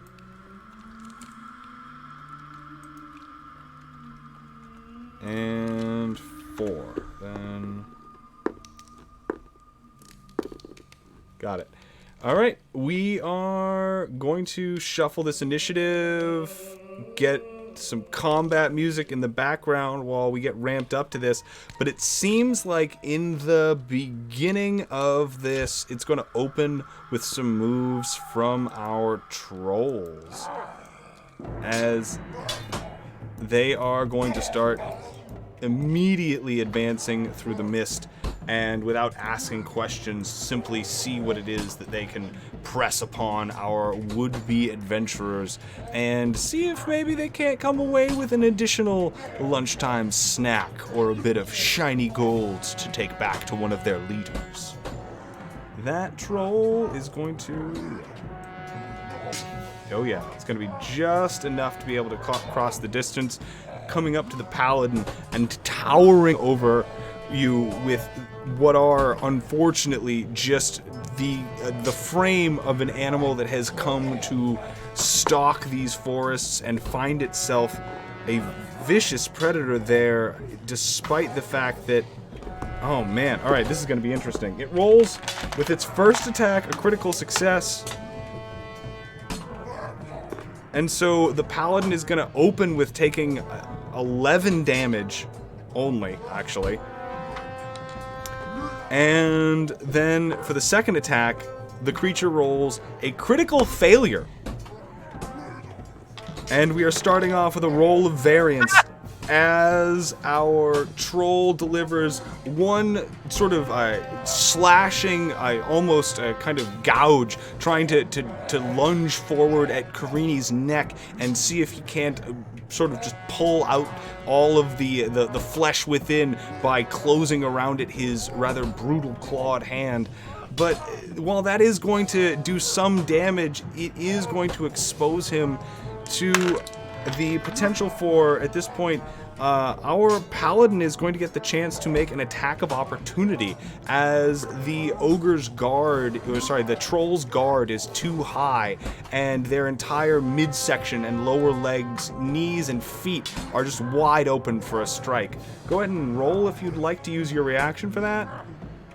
Yeah, I'm gonna smack him in his knee with a warhammer. So go ahead. I had one question because I was ready. Am I close enough to hit as well? You are not. They have to be within 5 feet.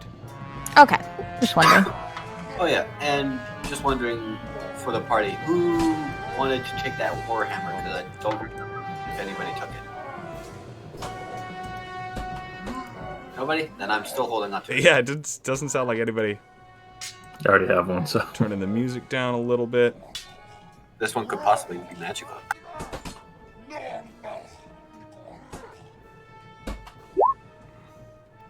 That's 12. That is not going to be enough to break this creature's AC, unfortunately. I have blood. The hammer hits the creature's skin solidly, it not even really attempting to move out of the way, and you find that the creature's almost kind of spongy flesh absorbs so much of the blow's impact that it just looks at you with a growing smile on its face, as if its lunch has made a particularly foolish mistake.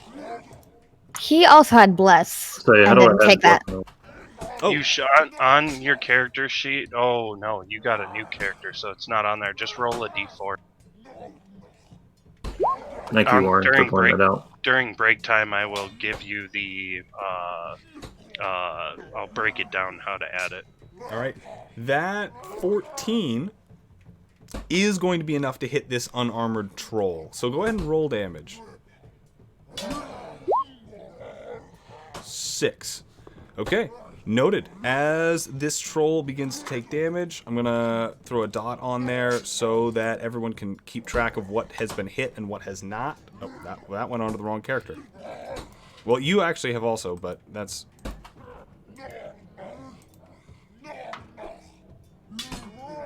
Okay, that's strange. Sorry. Oh, that's why that happened. The hitbox on that troll is large enough that it looks like it's on your character. That's just a trick of the light. Hold on. I will adjust that. But then from that troll, we move on to the second one in the initiative order, who will be charging forward. And unaware of those sort of in the trees at the moment, is more concerned with that cleric. Having to expend its movement and then take a dash, it will do so in order to get up to Ahriman and start threatening him in a melee, throwing his claws out to begin swiping at the dwarven cleric, who immediately begins pushing back with his shield in order to keep himself safe. And then from there we go to our paladin, Karini Selkadora. You are up and standing in front of the troll, having just struck it for a small amount of damage. How do you want to follow that up?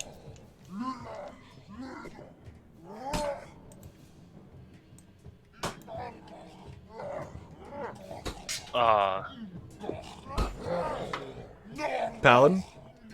Yes, sorry. No I am worries. completely new to Paladins, so I'm just going over everything. With lay on hands, I can't use it on myself, right? Your lay on hands, I believe. You can use it on yourself. It takes an action. Yeah, I was gonna say. Alright, I want to save Bane until I can, like, get maximum use out of it, so I reckon I'm just going to go ahead and do that and just top myself off real quick. Okay. Laying on hands, you are going to pull forth the might of the goddess Edvari and start knitting together the wound that the troll had just moments ago managed to inflict upon you. Go ahead and roll, or no, I'm sorry. Lay on hands is, I believe, just a static number. Yeah, it's a Yeah. pool. I have 15. I'm Yeah. using 11 of it. So if you're going to top yourself off, that's your action. You still have your bonus in your movement, though. I'm fine where I'm at, and I don't believe I'm going to use a bonus this round. Okay, then we go over to Araman. Araman Stone Teller, our cleric. What are you doing? Gonna disengage and move away from this troll. Okay. That's your movement And my and... action. Yep. Anything for your bonus? Nope, don't have great bonus action stuff right now. Okay, then we move on to Erithil Oak. Erithil, positioned in the tree as your companions begin to kind of push back and sort of form around this position. What do you want to do? Erithil is going to launch an arrow at this troll. Okay.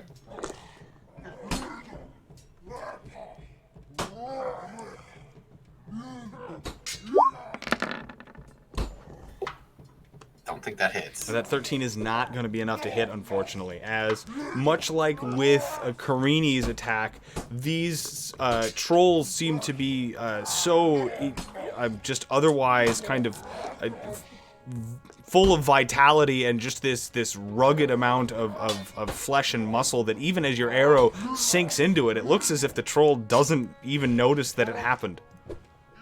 Erithil is going to try something after she launches the arrow. She's going to yell out in Giant and say, "We have come here to challenge your leader." Okay. Are you... Do you mean that in the sense that you actually want to fight their leader, or are you just trying to stall? Like, so is that like a persuasion, or is that a deception? I'm going to try for persuasion. Okay, so that means that you are intending to fight their leader. Yes, I'm hopefully trying to not only fight their leader, but also know where the location of their leader is. Sure. As you say that, go ahead. This persuasion will constitute your bonus action. So, roll knowing that. But go ahead.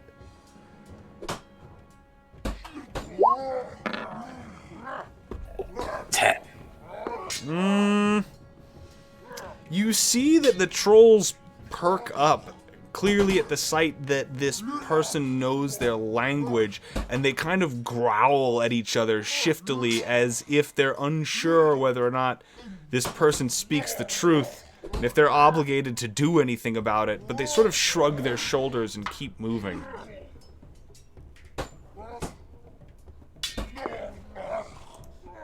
Alright, that'll be the end of my turn. Okay.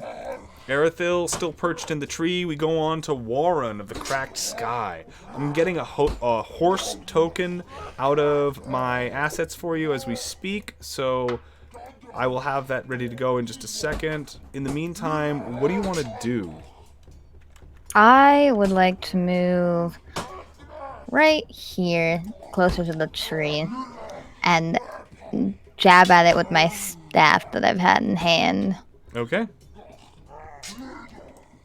Go for it as I get this horse sized up and get your token on top of it.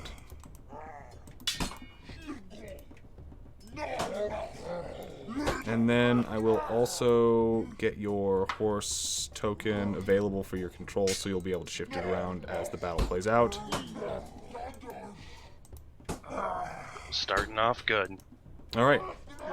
You should be able to control that horse, and then natural 20 on the on the first attack from Warren of the Cracked Sky. Go ahead and roll damage on that as you begin to brain the troll in the side of the head by jabbing sharply upward at it with your quarterstaff. I also have savage attacks, so I get to do it twice. Mm-hmm. Oh man. All right. That is going to knock teeth loose and almost smash one of its orbital sockets closed as the troll howls and grunts in pain as it now focuses not on the paladin in front of it who has decided to heal themselves, but instead the mounted rider who is otherwise trying to just beat the brain out of the back of their head. Warren, that's your first attack.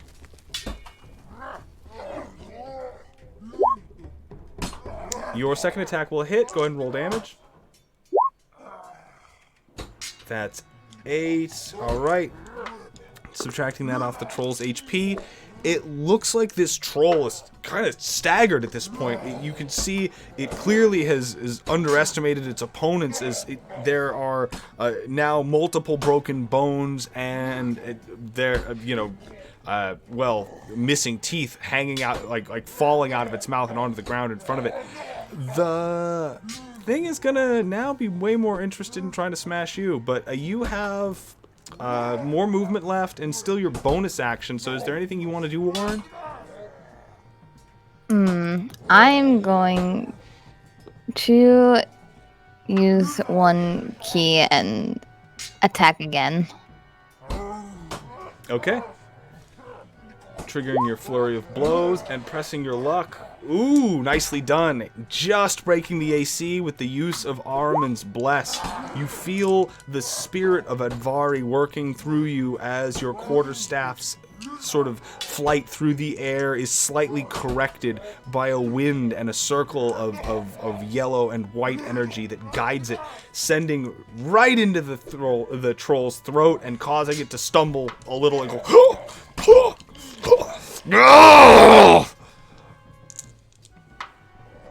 And then I'm going to run. How much further do I have? I started here. Hold on. Your horse has its own movement, remember. Your horse can do 120. Yeah, I can go far. Yeah, I'm going to move back, probably behind this tree. Okay. Actually, like back there. Yeah. Got it. You can also remember shift. You should be able to grab that horse now too. Yeah, awesome. In doing so, you are going to trigger an attack of opportunity from the troll. And it looks like it's going to manage to hit for, it looks to be 9 damage as it kind of catches you with an awkward side swipe with one of its tremendous hands. Even though it hasn't like managed to get the full force of a blow behind it, the actual weight of it is like a club kind of slamming into your side, and you're sure there's going to be bruises there in the morning. I didn't catch her pathing. Did she run past me as she did that, or was it just kind of like straight away? She went, basically, she backed up and then went around. So, yeah, she would have been past you as that happened. Okay, I'm just trying to make sure I can't use protection to, like, counter that attack.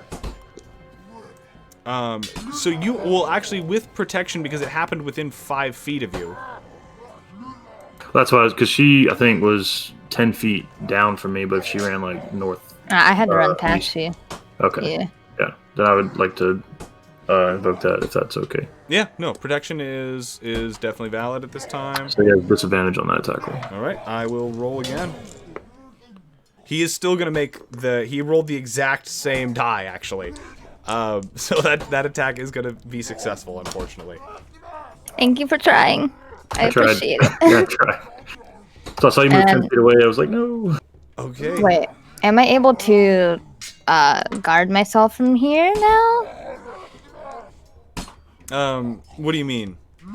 Like, stand ready in case somebody engages. At this point, you've spent all of your action economy for the turn. Okay. What with the use of your flurry of blows and also your attacks. So that's you could still move a bit, but that's about it. Nah, I think I'm gonna stay there.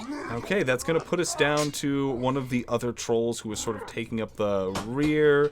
This one is going to, judging on the distance, it's going to try and cut off the mounted rider by swooping around and using all of its movement to get over there and engage you in melee combat. So you're going to not be threatened this round. Well, you're not going to take any attacks this round as it had to use all of its turn to do that. But you are now officially in another melee, Warren. And from there, we pass on to Apic Ferno, our assassin. I was gonna ask, did the troll pass by me within 5 feet of me? The troll that has moved over to Warren has sort of swept wide. Basically moving through this. Okay, I was just checking because I have a halberd. So, Apic, it is your turn.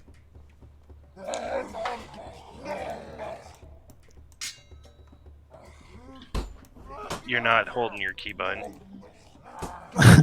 Oh, am I still hiding? I threw the frog, but I was hiding before that. Would I have like unhid? You are still seemingly unbeknownst to the trolls, or if they know that you're there, they certainly haven't made any indication of it.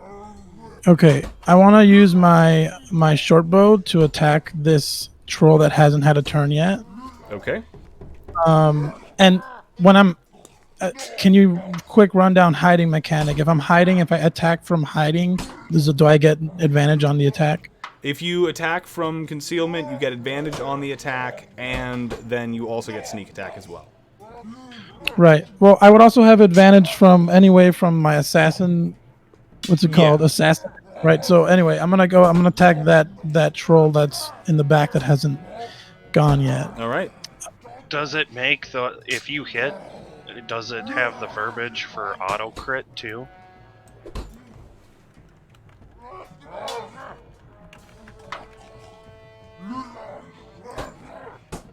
Yeah, you're right. It does. Okay. All right.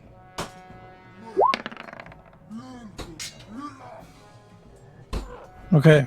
That is going to be an automatic critical as you manage to use your assassinate ability to target one of the trolls that is yet to really understand the danger that lies before them. Go ahead and roll your damage.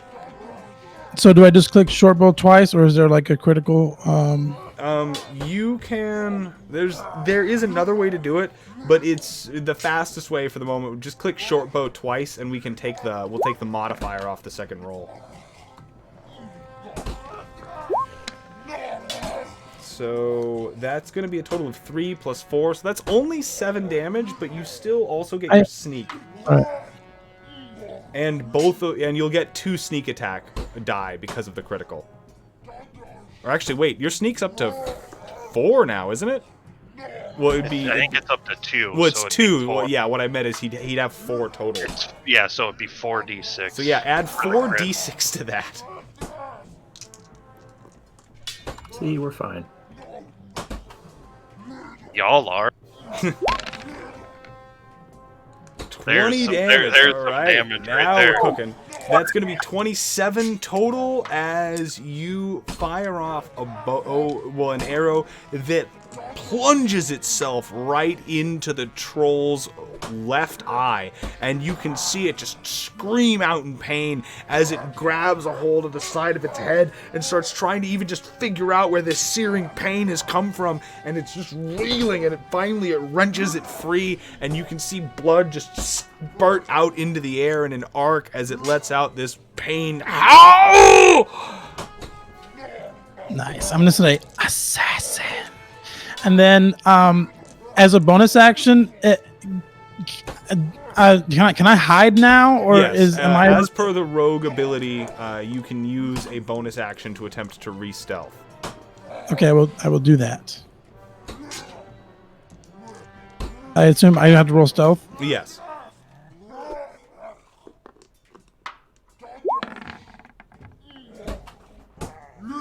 All right, 14. Noted. All right, that is going to bring us to the end. Oh no, the end of just the adventurers. We still have the troll that just got assassinated, even though it's still alive. And it is, having just been stabbed in the eye with an arrow from about 70 feet away, going to charge angrily into combat, having enough perception to spot the culprit responsible for this. It is going to do the same of, let me double check my movement here. It's going, yeah, all right. It barely has enough movement to get basically into combat. There's not much else it can do at this point. What with its adversaries up above it in the trees, and there's not really a lot of options for bonus actions, this troll is simply just going to be well, you were standing next to the tree, actually. You're not up above it. Yeah, I was behind. I'm not. So it's just going to be looking at you, Apic, with the wound in its eye actively closing, its trollish regeneration starting to kick in.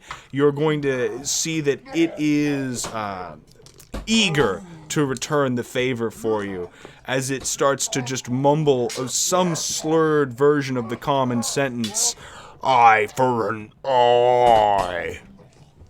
Oh my! No! Save me, frog! I'm fighting these trolls more and more in the door. Okay, and then as we pass over to the end of that initiative order, there are going to be yet more trolls joining them out of the mist. Oh, no. As two more emerge to join them in combat this round. One of them, it looks like, is going to be taking on a 14 initiative, and the other one only a... No, that's an 8. 14 and an 8. I'm going to reshuffle the initiative order to bring us back to the top.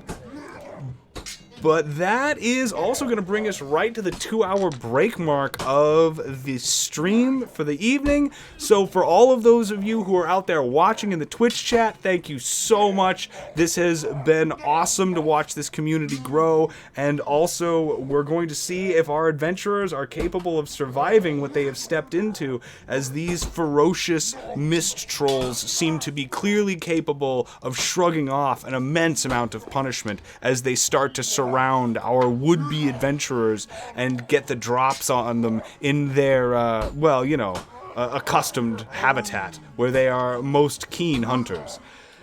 For now, though, I'm going to cut away to a production still for 5 to 10 minutes while everybody on our side gets some water, maybe a snack, use the restroom, all of the necessary adventurer maintenance. And in the meantime, thank you very much. We will be right back, and there will be more So You Think You Can Quest.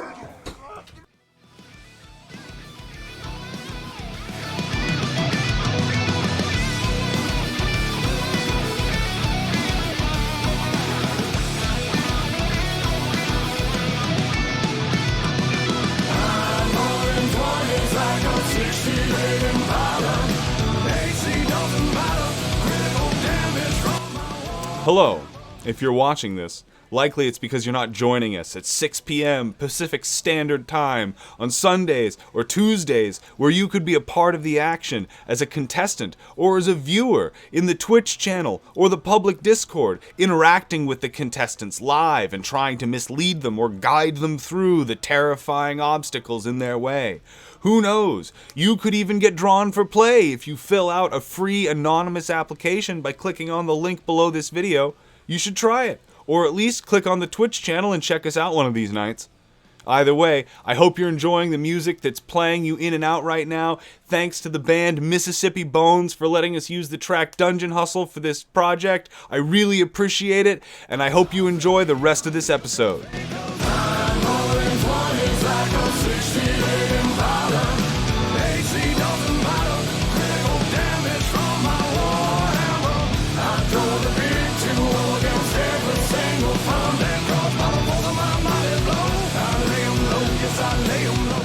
And We are back. Thank you very much for enduring with us through the break. I hope you enjoyed. Now that we've got just at least a little bit of music to play for you, we're going to add to that selection as the stream grows.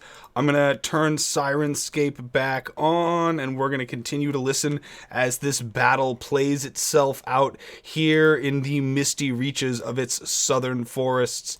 At the same time, we also now rejoin our battle at the top of the initiative order. We are looking at none other than one of these mist trolls going first as they begin to actually having a chance to assault the party with their tremendous strength, having used all of their movement on the previous round in order to try and make this happen. So, these trolls are... hold on. I might have moved to the wrong one last turn. These trolls are going to begin attacking. Karini, you are probably the first one. Let me double check that I've got the right troll here. That's strange. Just to make sure you're aware that my AC was 18 now, not 16. One second. These trolls, I don't know how... 18 and not 16. Noted. Because of the shield. Yes. Yep. So, these trolls are going to begin attacking. We're opening with the one that charged Karini. It gets 2 attacks, one with each one of its massive claws, and the first is going to be successful while the second one fails. The first one is going to hit for a total of... That's going to be... Well, okay, it did as much as the critical the round before. That's going to do another 11 damage. As the troll's massive, cracked black claws kind of scrape at the outside of your chainmail, and in places manage to even puncture through, and it feels like even permanently maybe damage and crush some of the muscle and skeleton underneath. That is going to be this troll's turn, as it cares not to move, just simply happy to try and pull apart its newfound adversary. We then move on to the one that Ahriman just fled a round ago. Ahriman, this one is going to continue to pursue you, and it looks like, based on the distance created, it is going to be able to get within reach and attack in the same turn. Sliding that token over, it approaches and lets out a resounding "Roar! Dwarf kind! My favorite!" It looks like you are going to take the classic 1-2 combo as the first attack misses, but the second attack does hit with its sweeping claws as it reaches out and does... This is going to be 12 damage to Ahriman. One of its thumbnails managing to get up under your chin, and it almost threatens to gouge you right into the lower jaw and fishhook you, but you manage to bat the beast away at the last moment with your hammer and shield. That is going to be that creature's turn, not having much else to do besides sort of just try and otherwise do the same to Ahriman as the rest of its companions are attempting to do to the rest of the party. So then we go to the last troll before we hit some more player action, and this is going to be one that had stepped out of the mists. This one is going to 1, 2, 3, 4, 5, 6, 7. I'm going to put him right here, I think, as he is going to make the run-up on Apec Ferneau. And Apec, it's going to be... Yeah? Was it able to see me trying to hide, or did it was able to see you trying to hide, unfortunately. Your stealth check was not sufficient enough in order to prevent it from understanding where you had gone to after having shot his friend in the eye. Its first attack roll is going to hit. Its second attack roll is going to miss. You are only going to take a total of... That's 7 damage. Then we move on from there to Karini Selkadora. you, the paladin, in the midst of these, what are now becoming increasingly worse odds, what do you want to do? I believe I'm going to use Bane. I'm going to use it on the troll closest to our cleric. That one. Okay. This one. And that one. All right. Noted. What is your saving throw? It's going to be Charisma. It's 8 plus Charisma plus Proficiency, right? Proficiency plus casting modifier. Okay, yeah, sorry. Should be 13. 13, all right. Yeah. It's usually, for characters of this level, it's almost always between 12 and 15. So, all right, with it being 13, rolling for the first one, it fails that saving throw. Rolling for the second one, it fails that saving throw. Rolling for the third, it succeeds that saving throw. I will mark the baned trolls with some little poison black X's on top of them. Those two have been baned. Turn down that armor fully a little bit. The weapon and shield's a little loud. Okay. That is the baning of these trolls, which has proved majority successful, but that's just an action. Do you want to do anything else with your turn? I think, I'm not sure. I don't think we're all going to get out of here alive, to be honest. So I'm just going to try to... I think my character token just disappeared. That's strange. Yeah, I just saw that. The dot's still... Oh, that... Yeah, because that's the troll. You can drag and drop a new character token from your journal, and it'll have all the same everything.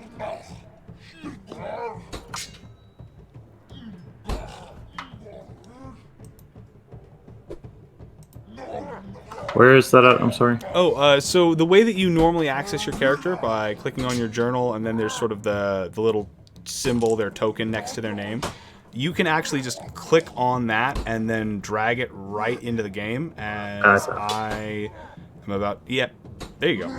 Okay, I don't think we're all going to be able to get out of here. And being of the group that decided to fight clearly unwittingly, I'm just going to threaten this one and then yell at everybody else to try and get out. And then I also speak giant, so I will just yell at the giants. I don't know. If you think you can best me, come fight me. All right. If you are attempting to goad them into attacking you, I'm going to need a deception. Well, actually, no. I'll just take a charisma check. Just straight charisma.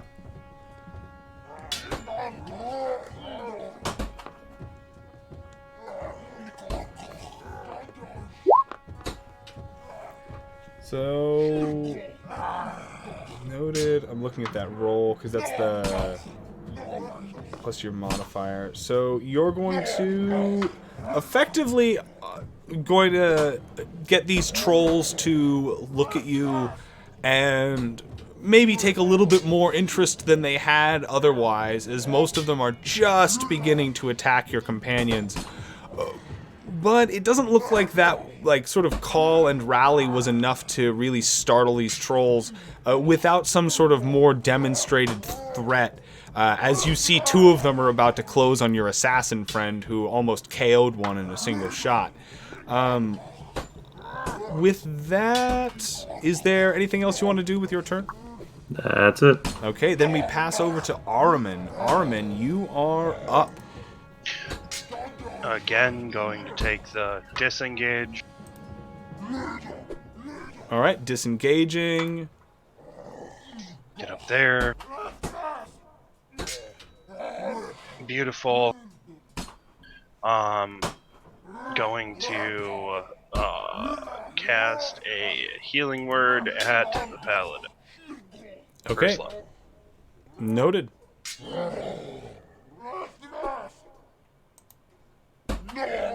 that's me.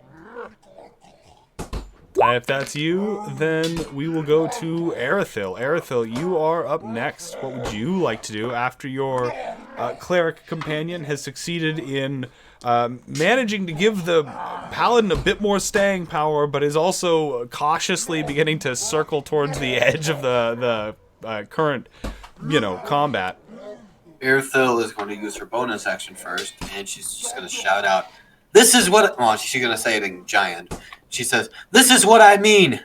Trolls gathering up just to group up on a small group. I've heard one tale of a troll taking down an entire town by itself. Your leader truly has made you weak. Is he out there sitting on the treasure that you gathered upon yourselves? While you out here gather for him. Your leader is weak, and so he has made you weak." All right. Go ahead and give me a persuasion roll as you attempt to basically start to instigate a little bit of class warfare amongst these trolls, which I think is like at this point like the Erithil special. That is going to be an 11 based on these trolls' general reaction to that.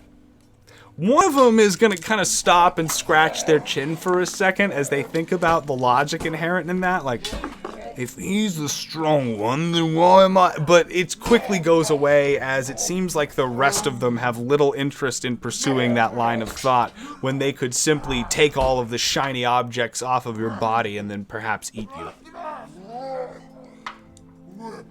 Erithil is going to look towards the weakened one that got shot by the rogue. All right. I'm going to take a longbow shot at it. That would be this one. For the sake of reference, go ahead and fire. That's going to be a success. Go ahead and roll damage. 6 damage. 6 damage. Okay.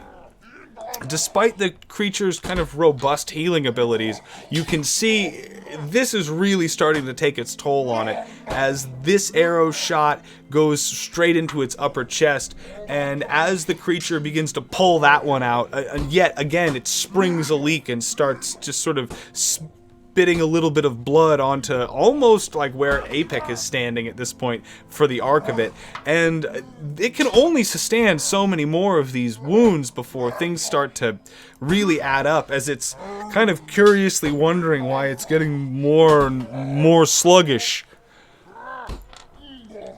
So with that, you've shot your bow, you've used your bonus action to attempt to persuade. Would you like to use your movement for anything?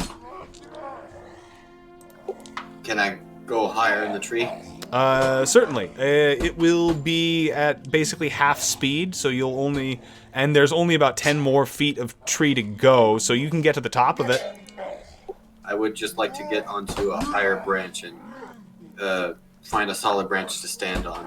Okay, that can be accomplished with the remainder of your movement. You are effectively now about 20, maybe 25 feet off the ground. These trolls stand about 10 to 15 feet if they're like on their tippy toes and they're fully erect, because they're usually like very hunchback and like, sort of bent over.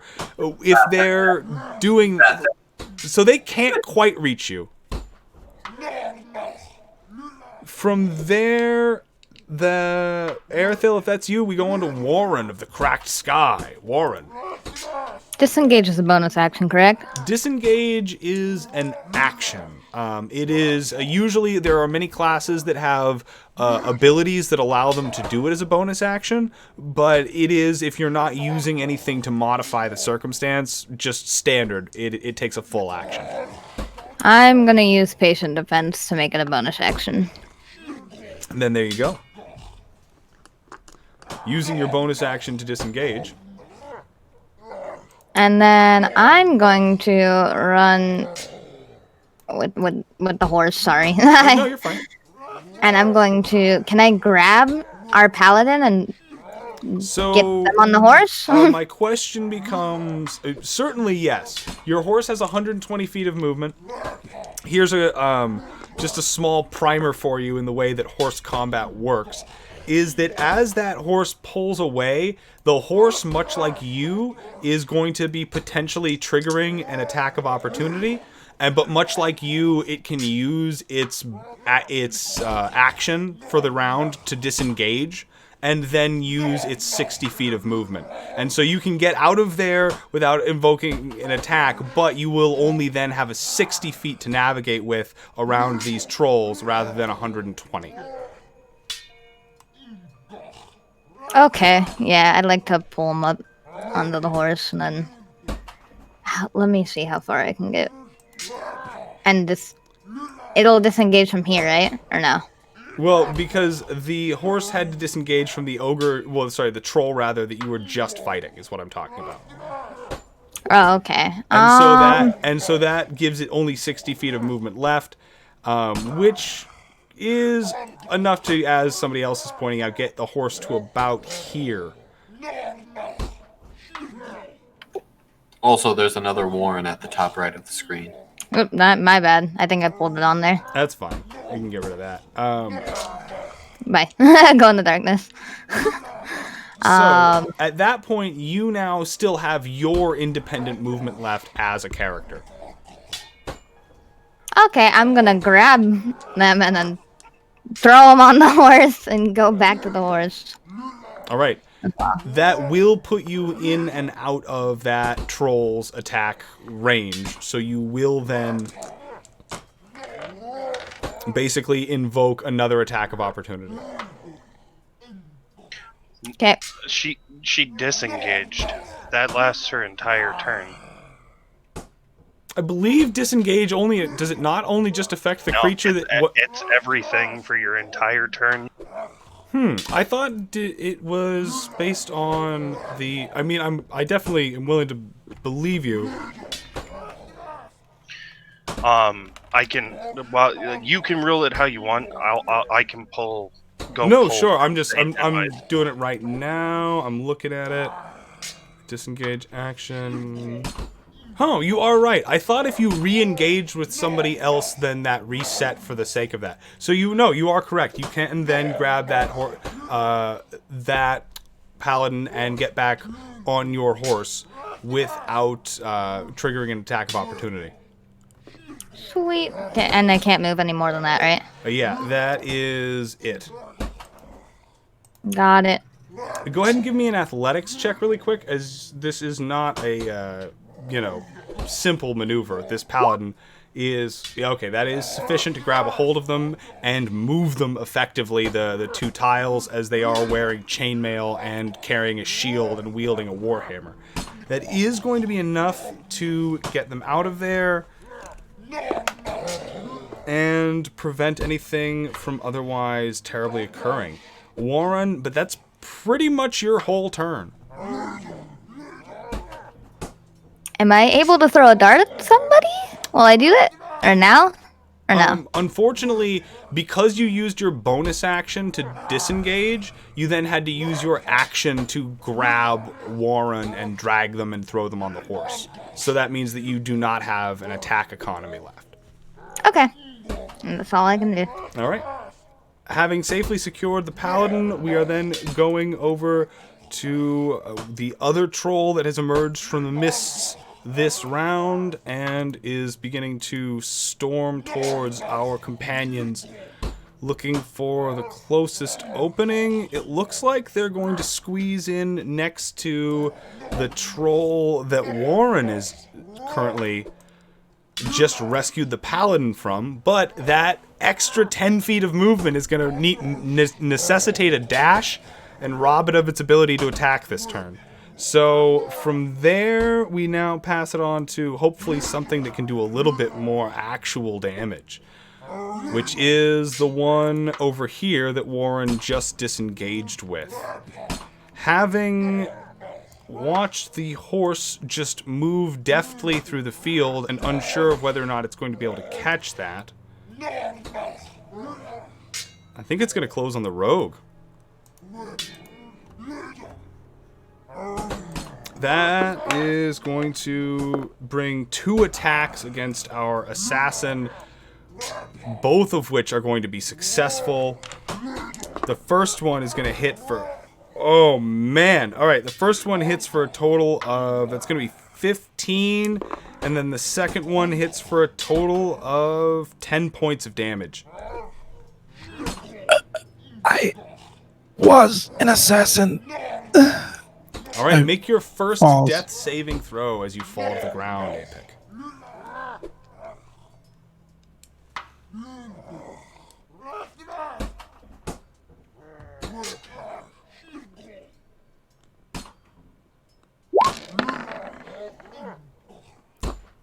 All right, that is going to be one failure, as then that troll's turn ends, and it becomes your turn, Apic, so give me another death saving throw.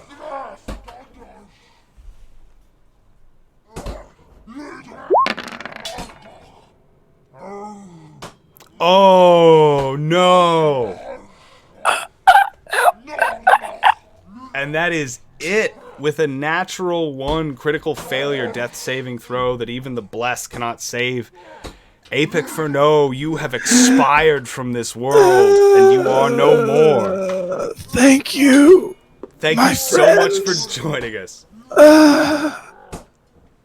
Can they loot my body? Well, there's no time to loot my body, really. They would Okay, normally, thanks. yes. As Good my luck. last action, I throw all of my valuable items into the air.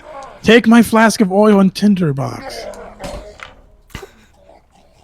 We're not sure why those were his dying words, but it seemed to mean a lot to him at the time. All right, Apic, thank you very much for joining us. As you expire from this realm, that is going to make available one more player slot. I'm going to roll for that just after I finish out the initiative order with this other troll up here. All right. This one being the one that you just shot and hoping to be the one to eat you, but now watching as the other one sort of just tears limb from limb off of the small gnomish rogue and then begins to just try and literally eat their heart out through their chest with their massive tusks.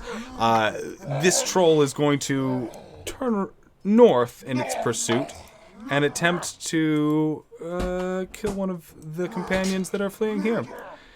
Erithil's still up in the tree and a little bit inconvenient. It's going to just try and sabotage this horse situation.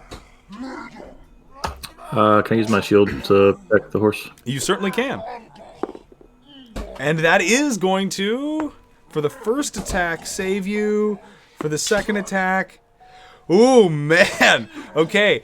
Unable to find purchase as the troll starts grabbing at the hind legs of this horse, scrabbling to try and get hold of it with its fetid claws. You are able to bash it back with your shield, managing to keep its hands from getting a purchase, and you can just see the mouth of this creature is basically eye level with you as you sit on the back of this horse, Karini, and it is just screaming, and spittle flies from its mouth as it roars at you, frustrated at how you are able to otherwise, with both your cunning and personal fortitude, keep this creature from managing to attack you and tear the hindquarters from this horse. That is going to be the creature's turn. I'm about to roll into the player roster / public Discord channel to see which one of our registered players will be joining us in that 5th seat. Hold on. Okay, so it looks like, because the 5th seat is what became available, this roll is going to be going to Muller, if you're listening.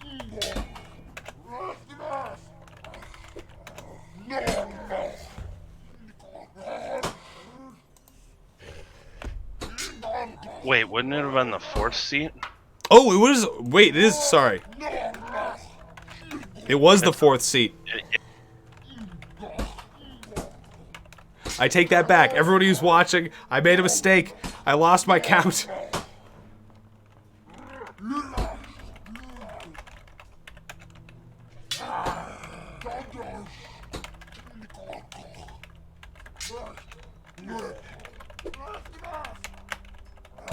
The odds are different, folks, for the different chairs based on people's... Oh, man, that is so brutal. Okay, we are going to instead see... It looks like Draconis. Are you out there?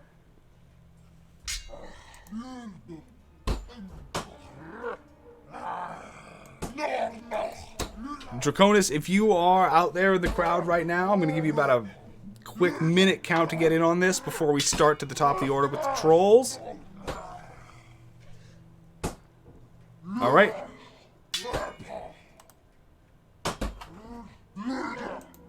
Draconis, you've been elevated to questing status, and I am sending you an invite to the game right now.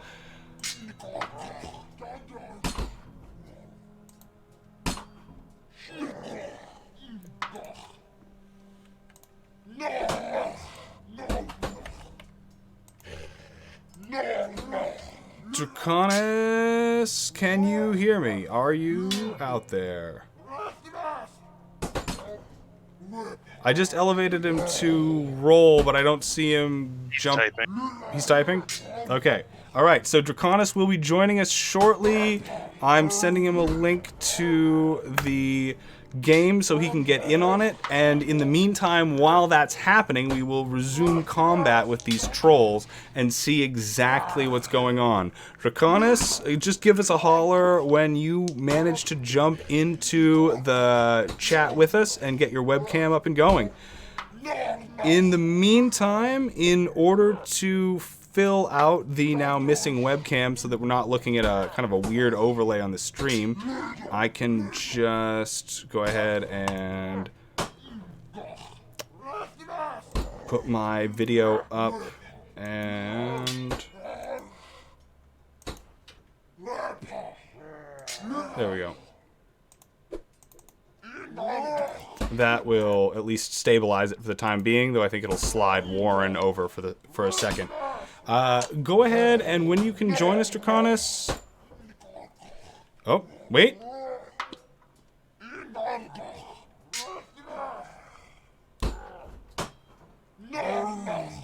Okay, yeah, okay, Draconis is coming.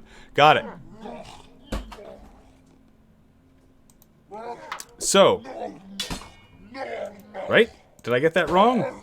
Yeah, no, Draconis will be joining us. Resuming to the trolls. Let's see how many more of these players get murdered before we do the final count on who will be joining us this evening, I guess.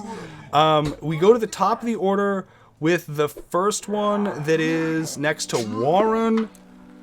And this one is going to be attacking the monk herself. The first attack is going to miss. Second attack also misses. Very, very lucky, Warren. Next troll in the order, however, is right here next to them and is going to be after that cleric. Stomping over enough to begin attacking. Araman, you are going to... Oh. That's double hit. And that's the first attack for a total of 9 damage. Second attack for a total of 12, Araman. I'm down. Araman goes down. Give me a death saving throw, please, as we move. As is blessed. Oh, as is blessed. Noted. Whew. Oh, the Reaper is coming tonight, gentlemen. As a 2 death saving throw, that is your first failure, Araman. We now go over to this troll down here with no target on Apec, who has just passed. We will see this troll begin starting to clamber up the tree after Erithil. Erithil, it's going to have to spend basically its turn getting up to you with an athletics check, but by the end of its turn, it is now... Doesn't have his headset on. Sorry, what? Arithil is pacing the room and doesn't have his headset on. Oh. I don't wear a headset. I can hear you. Oh, okay, got it. So, Erithil, the troll is basically now threatening you in melee from below. It's like it's reaching up towards you, but it doesn't actually get a chance to attack this turn. That then puts us over to Aramin, who I'm going to need another death saving throw from. Aramin. That is a success. We then pass on to Erithil Oak. Erithil, you are up.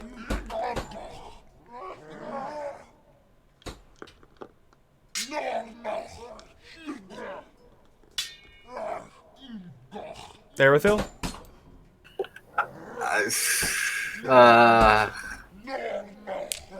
Erithil looks to Warren and Armin on the horse, right? Aramin is down, and it is currently Warren and Karini who are on the horse.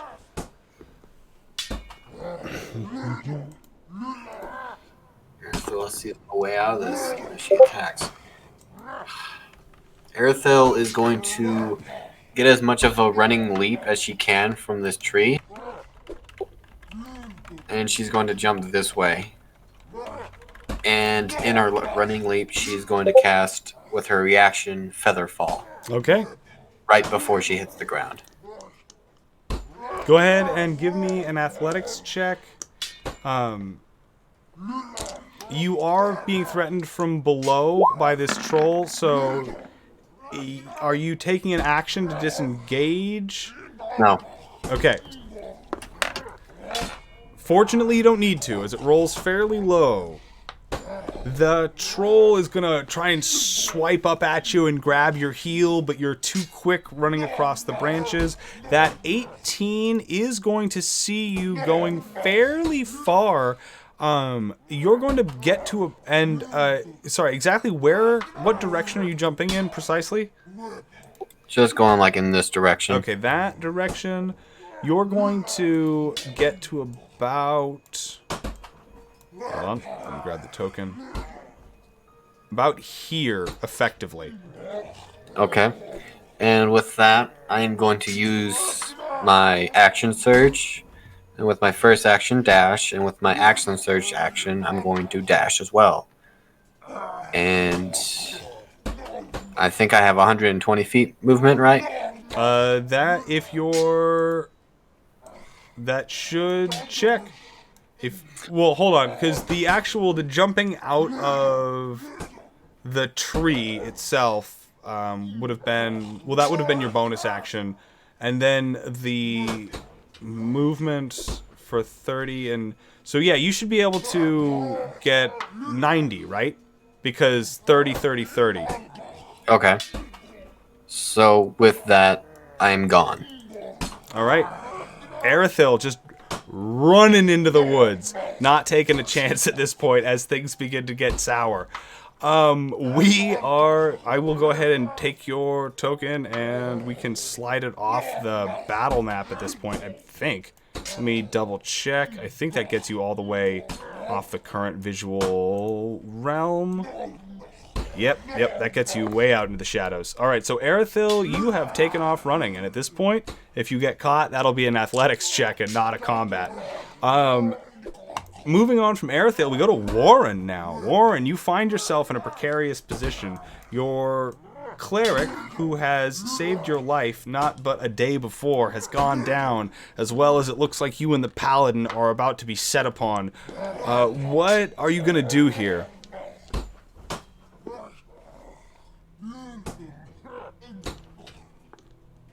Give me a moment. All right. I will give you a second, but do know that the clock is ticking.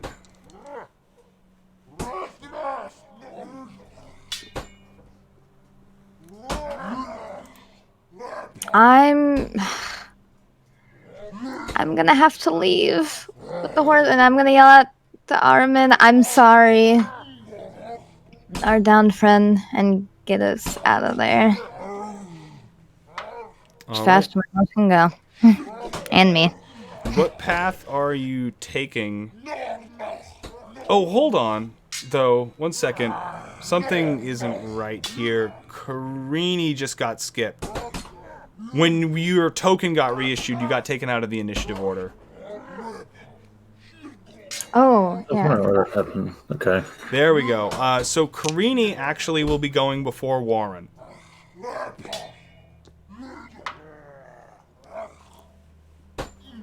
You find yourself on the back of this horse.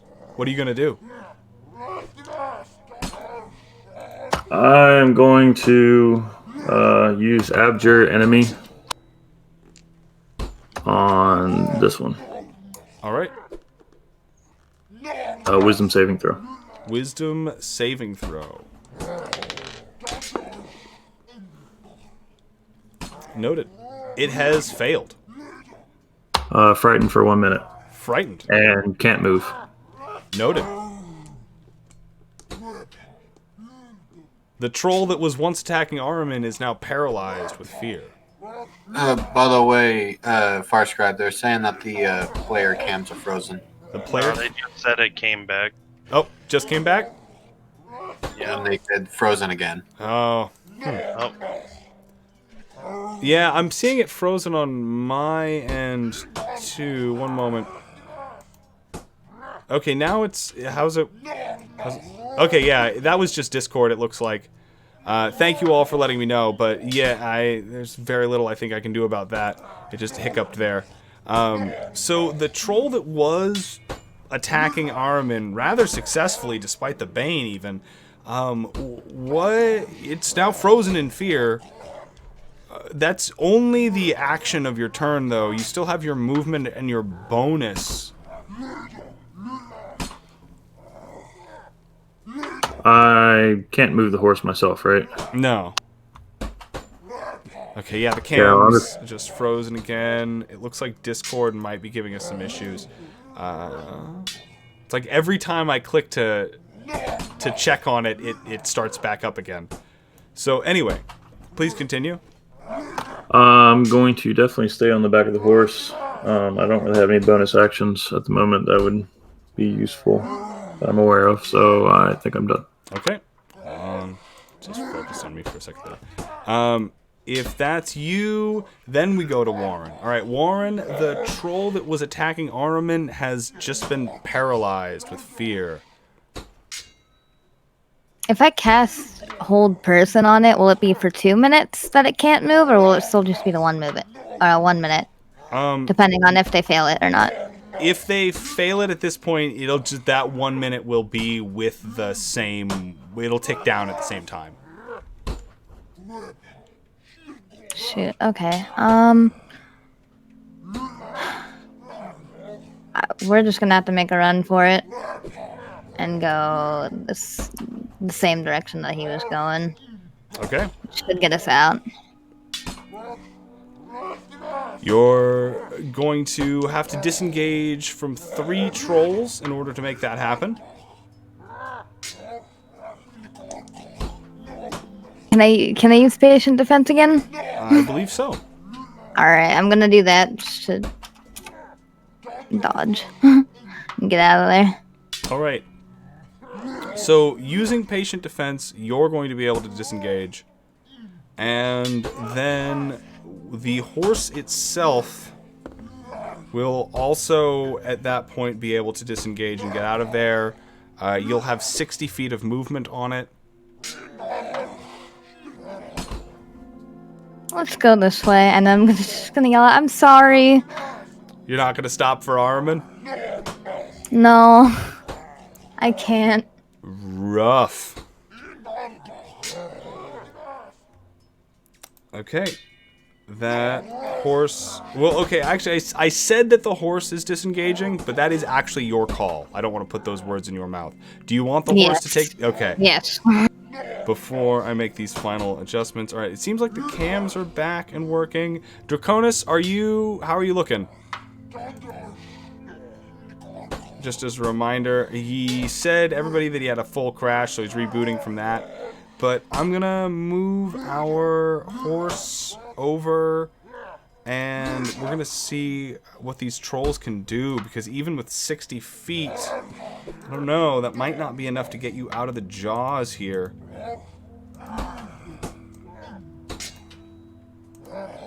We're going this way into the mist.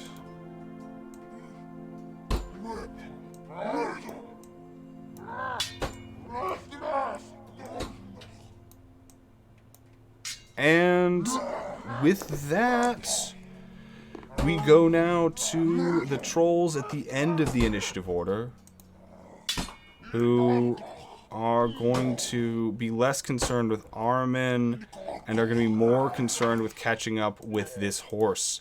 Using all of its movements, it is going to be able to close the distance, and now threatens the horse from the rear. With the same is going to be true of this troll, I believe, as well, who is also going to have to make the dash, but is going to be able to, after dashing, get up to and in front of this troll, of this horse. Its long kind of troll legs loping awkwardly across the grassy knolls, but carrying it with a speed that is terrifying as it passes by your horse and quickly angles to come in front of it and let go a toothy snarl that is almost on eye level with you, Warren. And that is that creature's turn.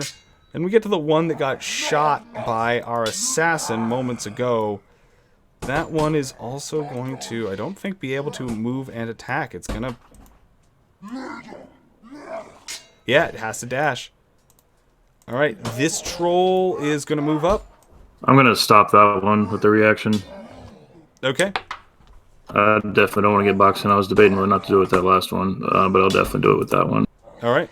Let me see real quick. I'm going to use Tanglefoot Bag. It's a 30-foot reaction, deck safe, DC 12. Alright.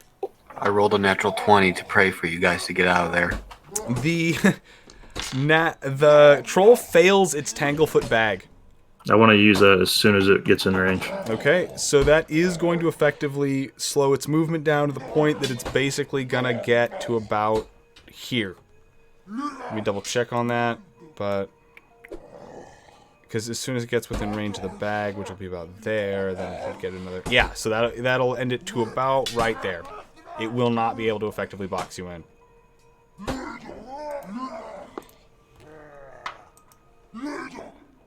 From there, we go to the top of the order with the troll in the back, who is going to be able to 30, 40... Alright, he's going to be able to get to about here, having to maneuver between his colleagues. Then the one that is attacking Aramin Is paralyzed. And I believe, does it get a saving throw at the end of its turn with Abjure? Or is it just over? Oof, I don't know. Yeah, I'm checking that right now. I like never use that spell. I think it's just frightened for 1 minute. Frightened for 1 minute. In which case... Or until it takes damage. Yep, so at that point, it is not currently doing anything. It is more or less kind of backing away and just trying to get as far away from this scenario as possible, without, otherwise incurring the wrath of the other trolls. And then... His speed is 0. Oh, its speed is 0? I thought that was only for the first turn. It says, while frightened, the creature's speed is 0. It can't benefit from any bonus to its speed. Then it is... Yeah, it's not going anywhere.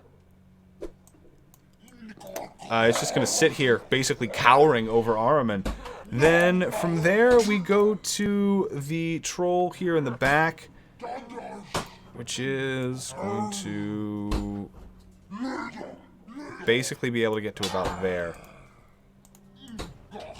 And also... They say that they can't see what's happening because of where your scroll. Moving. Thank you. Gotcha. Oh no! There we go. As the horse and Warren, as well as Karini, begin to get surrounded, we then, because I remember Karini had a 12, it goes to her first, and then it will go to Aramin, and then it will go to Erithil. So, Karini, what are you doing?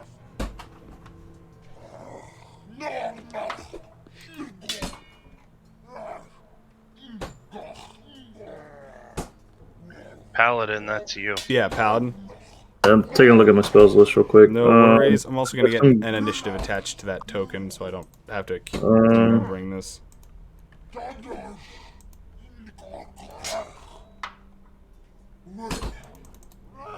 The monk hasn't taken any damage, right? The monk has taken very little, if none.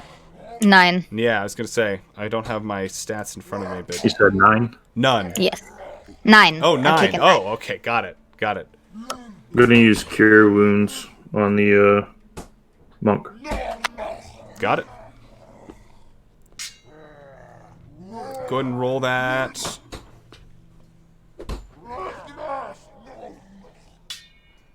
Drac says he's getting roll 20 up, but his Discord is going a little bit slow. Okay, noted. We might have more people joining us here in just a second anyway, depending on how this plays out. There's anywhere between 1 to 3 probable deaths sitting in front of us. Is that a charisma Don't say spellcasting? probable. I'm gonna roll a nat 20. Yeah, I said we'll see. Sorry, what was your question? For cure wounds, what's my spellcasting? Is that charisma? Yeah. Okay, so that's 5 then. It should be on your spell attacks. It should say cure wounds, and you should be able to click it, and it'll just do the die roll for you. Thank you. I did not see that. Yeah, Okay. it's not just attacks that go in there. It's also you can healing. you can get all kinds of convenient macros set up, and there's a lot of them already structured in. So with that, then you're gonna heal the monk for a total of 5. Are you doing anything else with your turn? That's basically all I can do. Okay. From there, we go to Araman. Araman, give us a death I save. didn't mean to click that twice. All right, that is another 2. Oh man! Well, All right, it was just missing the 0. it was just missing the 0. Close. You were off by literally 0.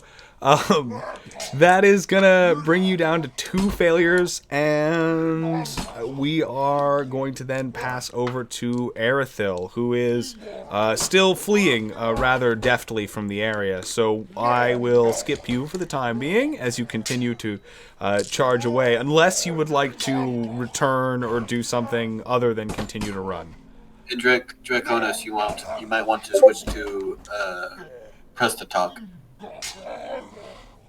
Oh. Draconis is here. I'm going to get myself out of the video. And so, with that, if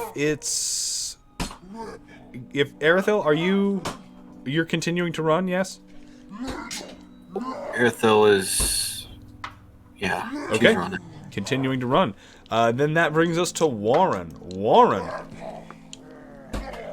I'm gonna use hold person on the one next to hold on. Can I ping? Yeah.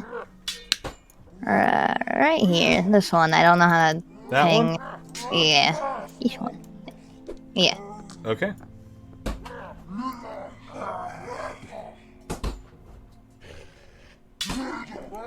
Using your Zodiac Moon ability, it looks like you will be unable to hold person on that troll, as it is able to beat the saving throw.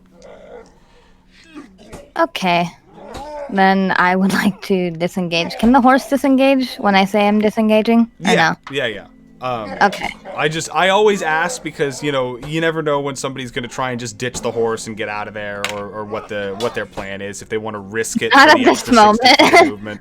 Because if Not the at horse, survives, then that's an extra 60 feet. That's the difference between these trolls being able to catch you or not catch you.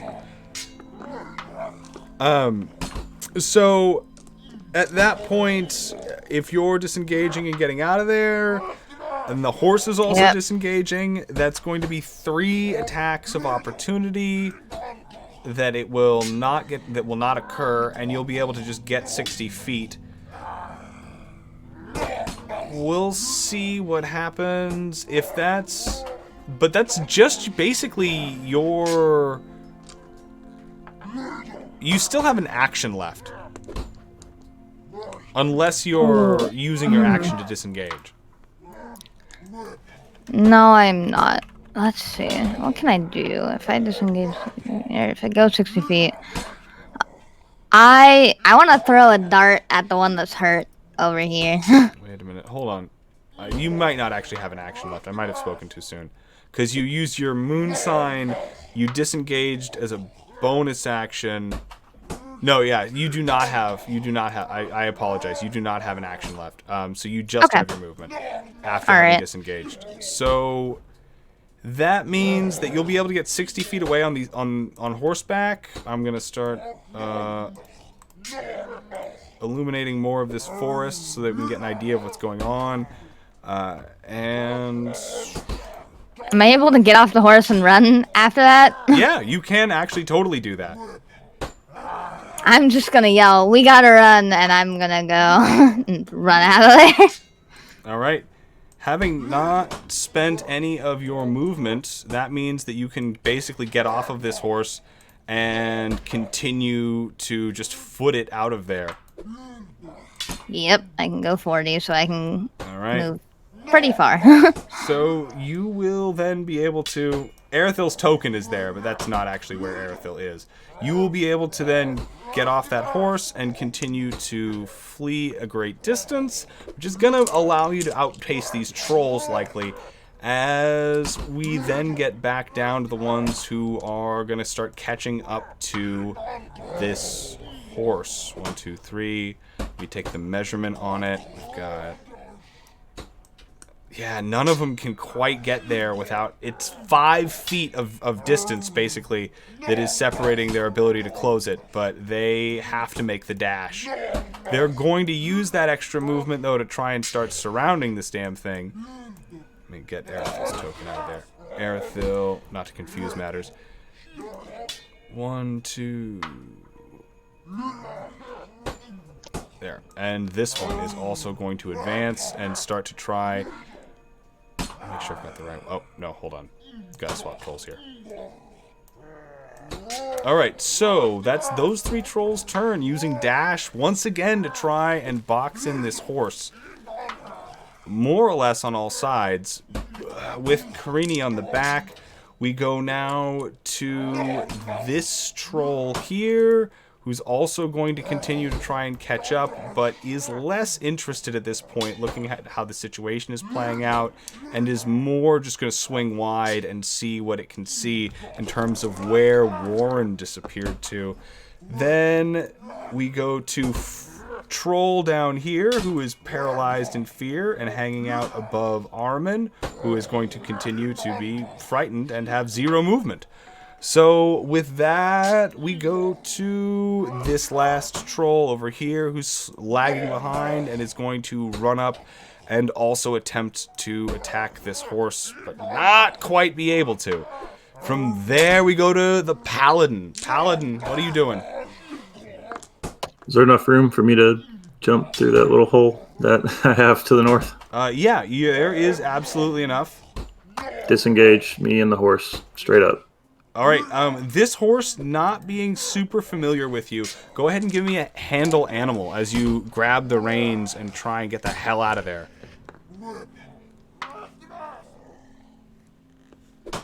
I have proficiency. All right. How terrible. So that is going to be enough, as the horse certainly doesn't need any more coaxing than it has currently to know that it really needs to get the hell out of here if it doesn't want to die. You are going to get it to immediately sort of follow with you.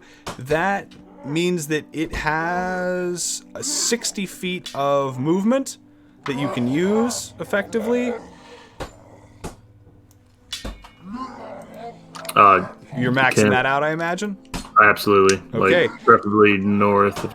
So that's your action, and that's going to be your that's your horse's movement. You still have your movement and a bonus action. What do you want to do? Dismount and also run. Okay, using the old sacrificial horse technique.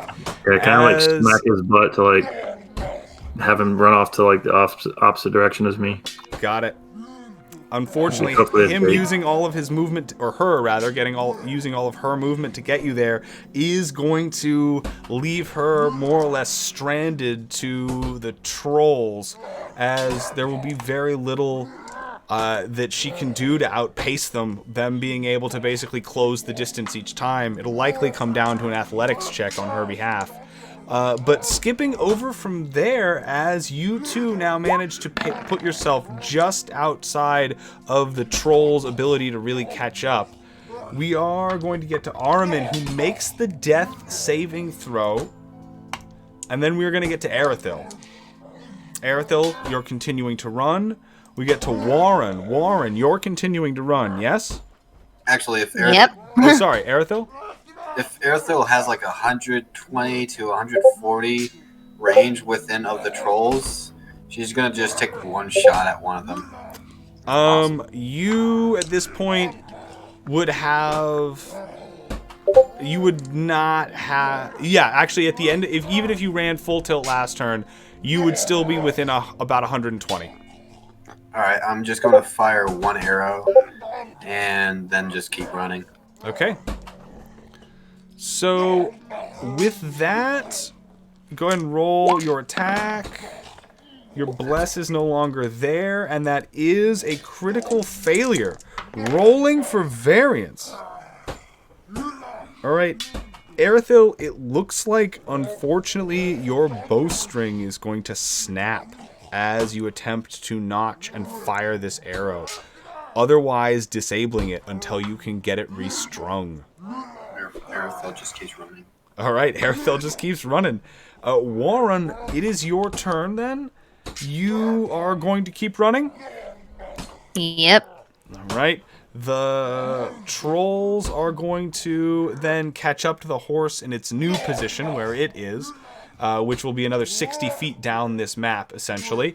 And that is going to, unfortunately, box that creature in as more trolls begin to catch up and surround it. What we get to now is a little bit of an interesting situation as Aramin continues to try and recover from his wounds. Karini, you and Warren and Erithil are all now essentially like fleeing into the woods in relative safety from these trolls as they've begun to make a meal out of that horse, and that is going to effectively keep them occupied for the time being. That, though, does mean that Aramin, I'm going to ask you to basically make death saving throws until you succeed or fail, sir. Alright, we've got 2 successes, 2 failures. That's 2 and 2, and that brings it to 3 successes and 2 failures. Oh. Does it? Yep. So, I've been keeping track No, of them yeah. on my character sheet. This Oh, is Bob. my no, yeah, fifth. sorry, I just looked at the other one. I didn't notice that 12 there. All right, scrolling up in the bar, that is, you are basically now at 0, which by the rules of the So You Think You Can Quest errata mean that you have the ability to take like small partial actions. You can sort of drag yourself across the ground. With a concentration check, you might be able to let off a spell. By the way, Farscribe, Morgan posted something in the general chat that you might love. Oh, I'll get there when I get there. I appreciate it. No problem. Armin, Sure. Concentration check. What's the DC? the DC on this concentration check is based on the spell level. So it's basically the way that I. First. Sorry, for a first level spell, it'll only be 12. Okay.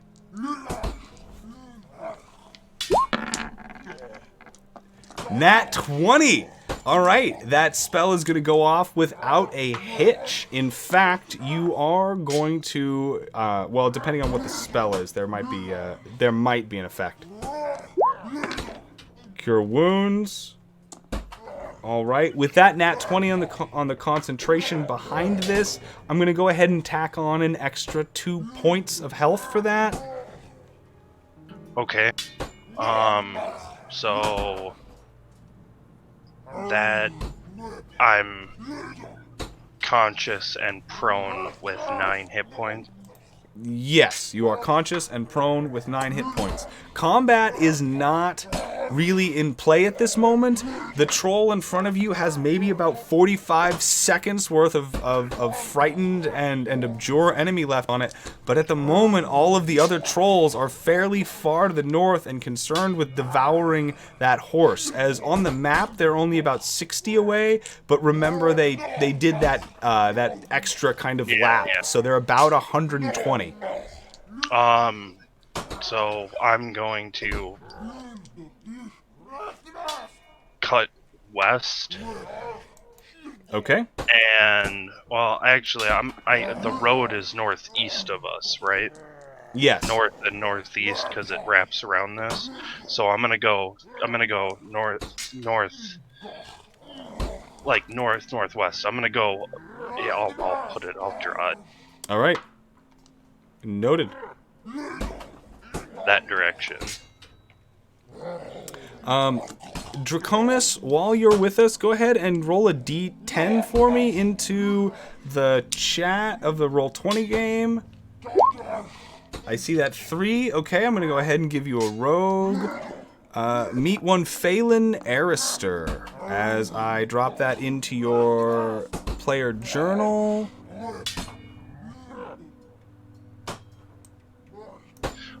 Yeah, so I'm gonna cut northwest. Okay.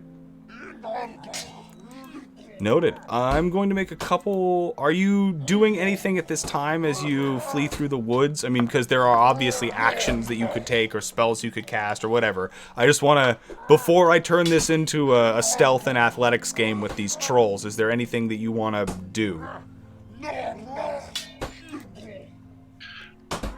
Yeah. I am going to...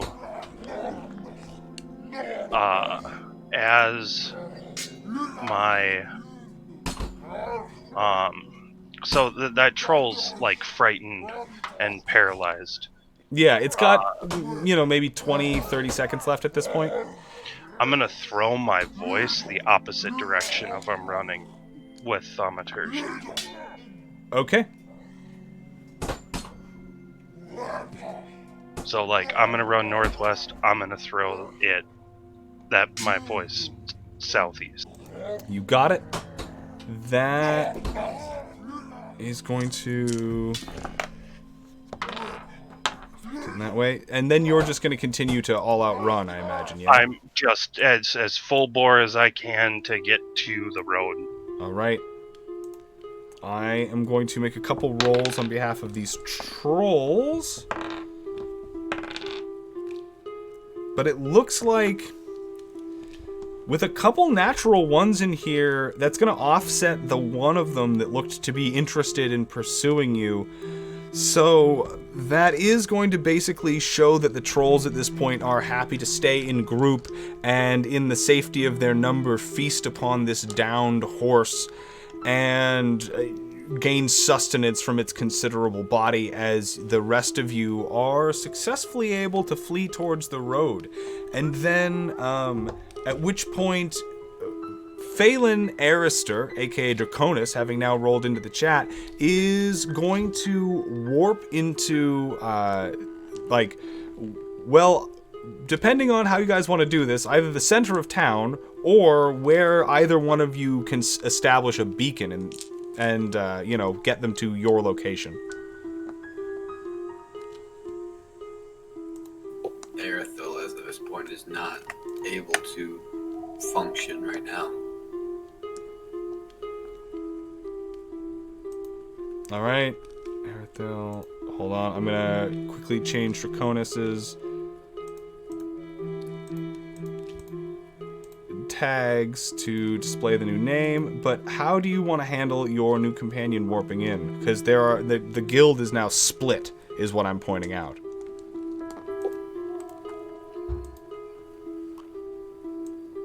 How would we warp them in? Would it just be... It's a 10-minute ritual on behalf of your guild piece, the magic items that you all have that sort of denote your service to the Guild of Mazes. Can we do that on the side of the road? Since we're going there anyway? On the road? Certainly. I mean, I'm just kind of asking who wants to do it, because again, you guys split into 3 different directions. I don't mind doing it. Alright. Warren, after outpacing the mist trolls and reaching the road, if you're going to be the one to establish the beacon ritual, then that means our new rogue, Phelan Arister, is going to be teleporting to you and the paladin. Meanwhile, I'm going to be zooming the stream in to reflect where... I'm going to need to get some more You Are Here tokens, I guess.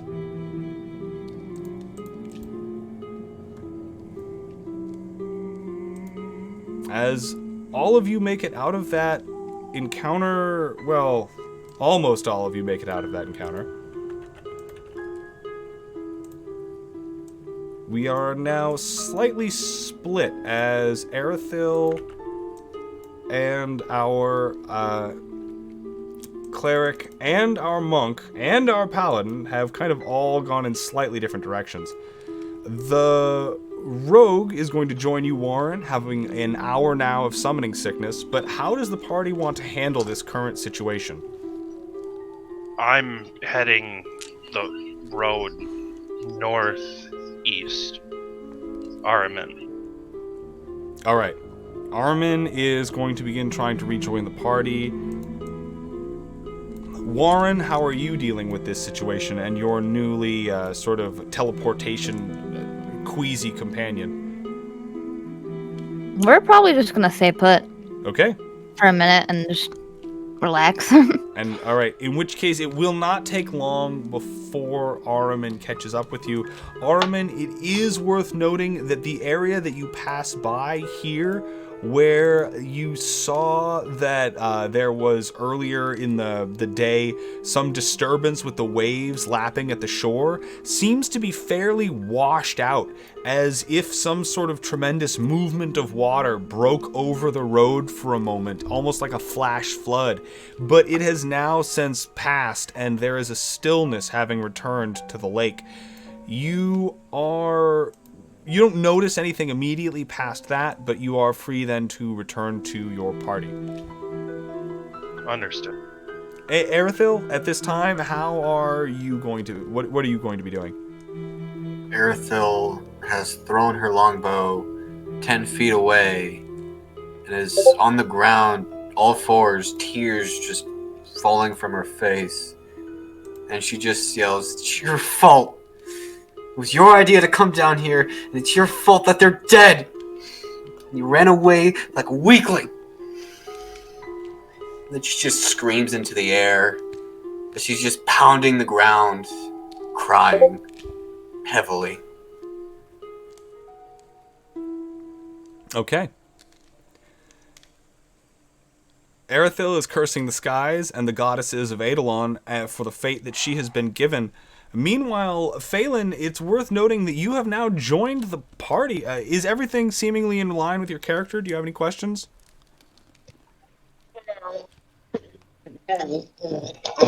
Oh, hello? Draconis? Yes, hello. Oh, there we go.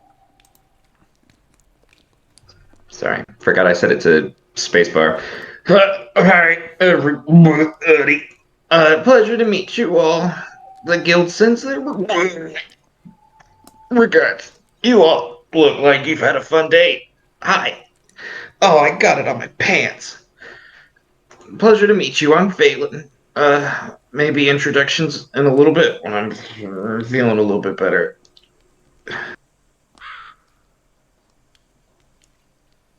Also, when I see Armin, I'm going to run up and just hug her. He Hug him, sorry. uh My brain. he grunts at you. That's how dwarves show affection. I'm Grunts so at you sorry. and doesn't give you a hug back, and walks to the center of the group and begins performing prayer of healing. I'll put it out there for the party. It's going to take me about 10 minutes. Okay. With how far I am from them, would they hear like distant screaming of me? Not unless you're really going for it. I am. She is like in pain emotionally. Okay. As you continue to weep and curse the heavens, Erythel, what's your passive perception? 13. All right, that is going to be enough to save you from the worst of this as you begin to hear behind you, further up the northeast of the road, towards the fields that you passed, what sounds like the quick striding of running feet across like kind of dampened grass and earth. And you've been out here in the wilderness long enough to know what it sounds like when a creature is charging in some sort of intent to attack. And quickly you look around to find there seems to be some sort of large humanoid creature charging through the fog right about here. They're still far enough away that you can't see much more than a darkened silhouette, and it's obscured to the point that it could be normal humanoid sized and just needing to get closer, or this could get a lot bigger depending on how fast it closes the distance. Erythel, for half a second, just thinks about just waiting for the end just to come, but quickly runs over to her bow that is still broken, picks it up, and starts darting down the road towards the group. All right. Erythel, as you do so, the last thing that you see before you kind of manage to outdistance this sort of faraway creature is what looks to be the outline of some sort of plated armor, likely shoulder pauldrons, and a helmet atop the form of what looks to be a creature similar to one of the trolls that you and your companions just did combat with but minutes ago at this point. So you're not exactly sure what it is, but in your mind, the first thing that flashes through it as a thought is, you did challenge their leader. Erythel just keeps running. Okay. That leader is not going to catch up with you, it seems like. And the party will rejoin itself, now whole. Phelan, you still have some 45 minutes likely of summoning sickness left. And Aramin, your... Is that long enough for the prayer of healing to go off? I was going to say, yeah, your prayer of healing will go off slightly before Erythel arrives. Okay. So this is for everybody within, I think it's 30 feet. Okay. Oh no, within, yeah, 30 feet, 6 creatures of my choice, so everybody here. Yeah, the 4 party members who are there, and of them, the, 3 that are injured.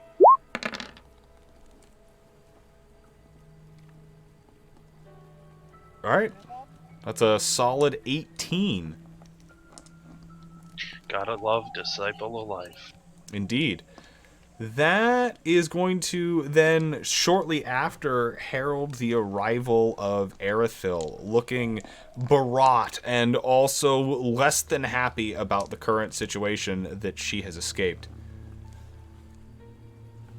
She just kind of, whenever she sees the group, kind of just walks up slowly, head to the ground, just trying not to look at them.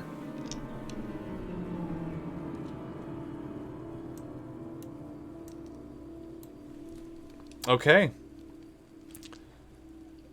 No idea what I just got teleported into, but you all seem like quite the merry band.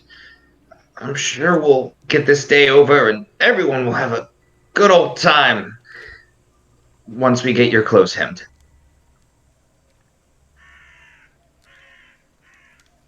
Arethel just says under her breath, let's just get to the next town.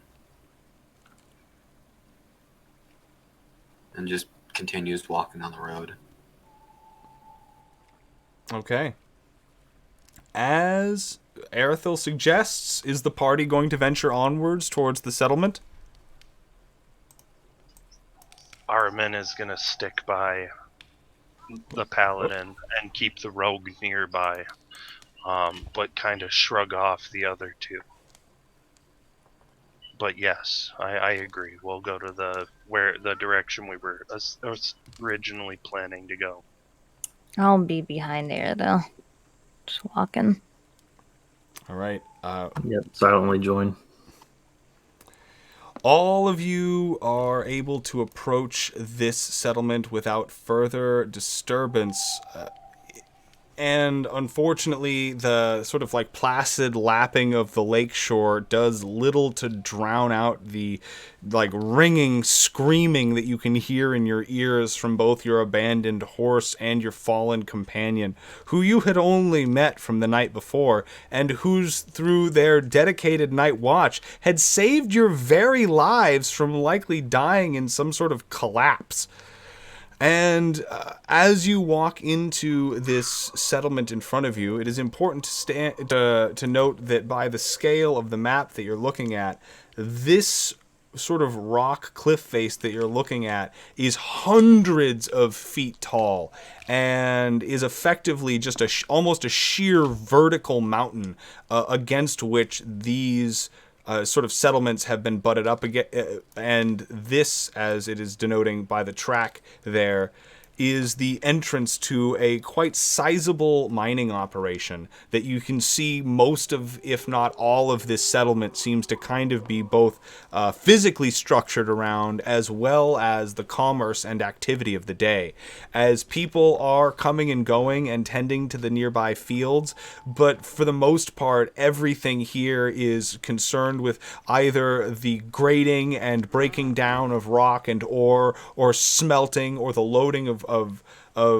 cart and wagon, or all of the things that are necessary to both harvest, refine, and then ship steel in its most efficient way. Is it shiny steel?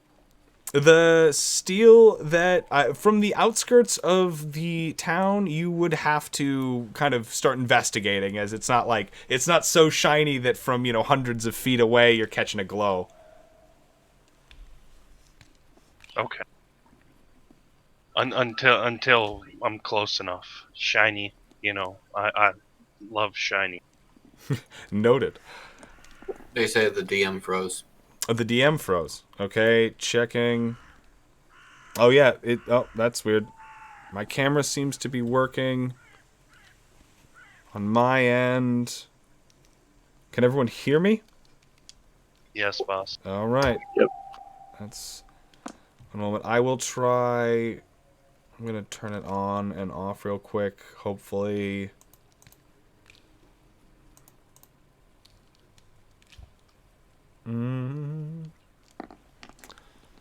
Sorry, folks. It looks like I'm having a little bit of problem with my webcam. It should snap up to us here in just a second. In the meantime, though, while I'm fiddling with this and trying to get it to restart, our group has now arrived at a small settlement. There appears to be a general store and an inn just on the outskirts of town as you are entering or leaving, as kind of a last-ditch slash first arrival kind of cross from each other's business combo. But other than that, there doesn't seem to be much here in the ways of like storefronts and merchants and buildings with goods for sale. There's nothing that seems municipal in nature. There's a small station of guards. One moment, I will find the map. That you can tell easily just by the way that this singular watchtower kind of rises out of the center of the settlement by a few stories, and it looks like even from the outskirts you can tell that there's a bell at the top. probably for issuing alarm from such dangerous predators as those that you just faced on your way in here. What do you want to do at this time?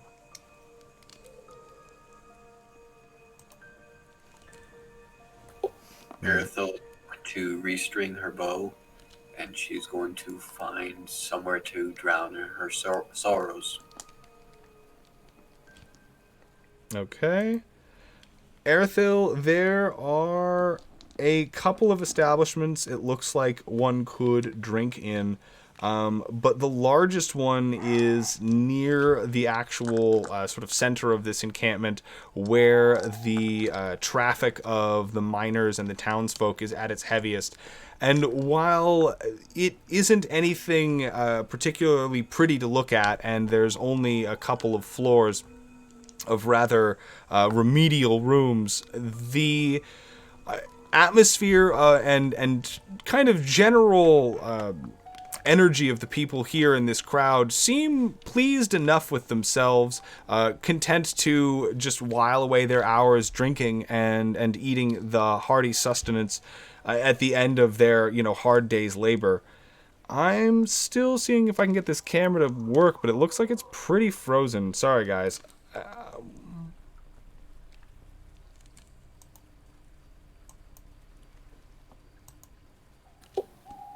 And the restringing of my bow. The restringing of your bow will be easy enough.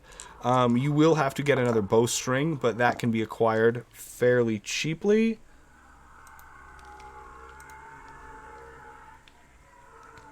All right, trying to reactivate the cam. We'll see if this goes. There we go. All right. Excellent. Now,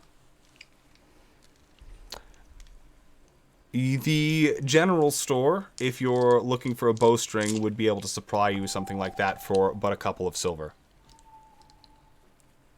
He pays it without speaking. All right. For the rest of the party, your companion seems to be attempting to drink themselves and their sorrows away. The four of you have full run of this little mining establishment, as well as now, Phelan, your summoning sickness will be soon expiring, and you'll have, full reign of your character's abilities. How does everybody want to spend the remainder of the day? As you do arrive not too far after midday, having, set out fairly early in the morning.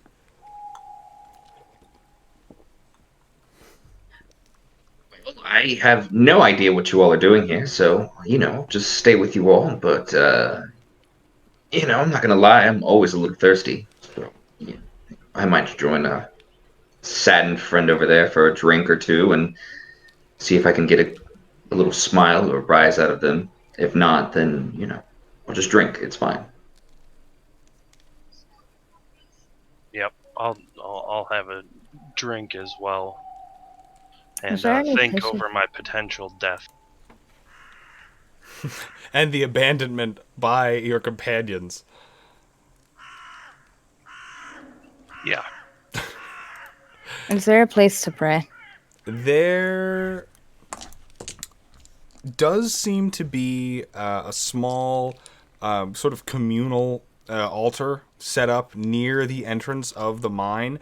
It looks to be likely carved in Yonqua's image, but it's fairly featureless, and there are just a small pittance of, there's some half-eaten bread and a couple bent pieces of copper laying about in the offering dish beneath it. It looks fairly abandoned by all of the people here.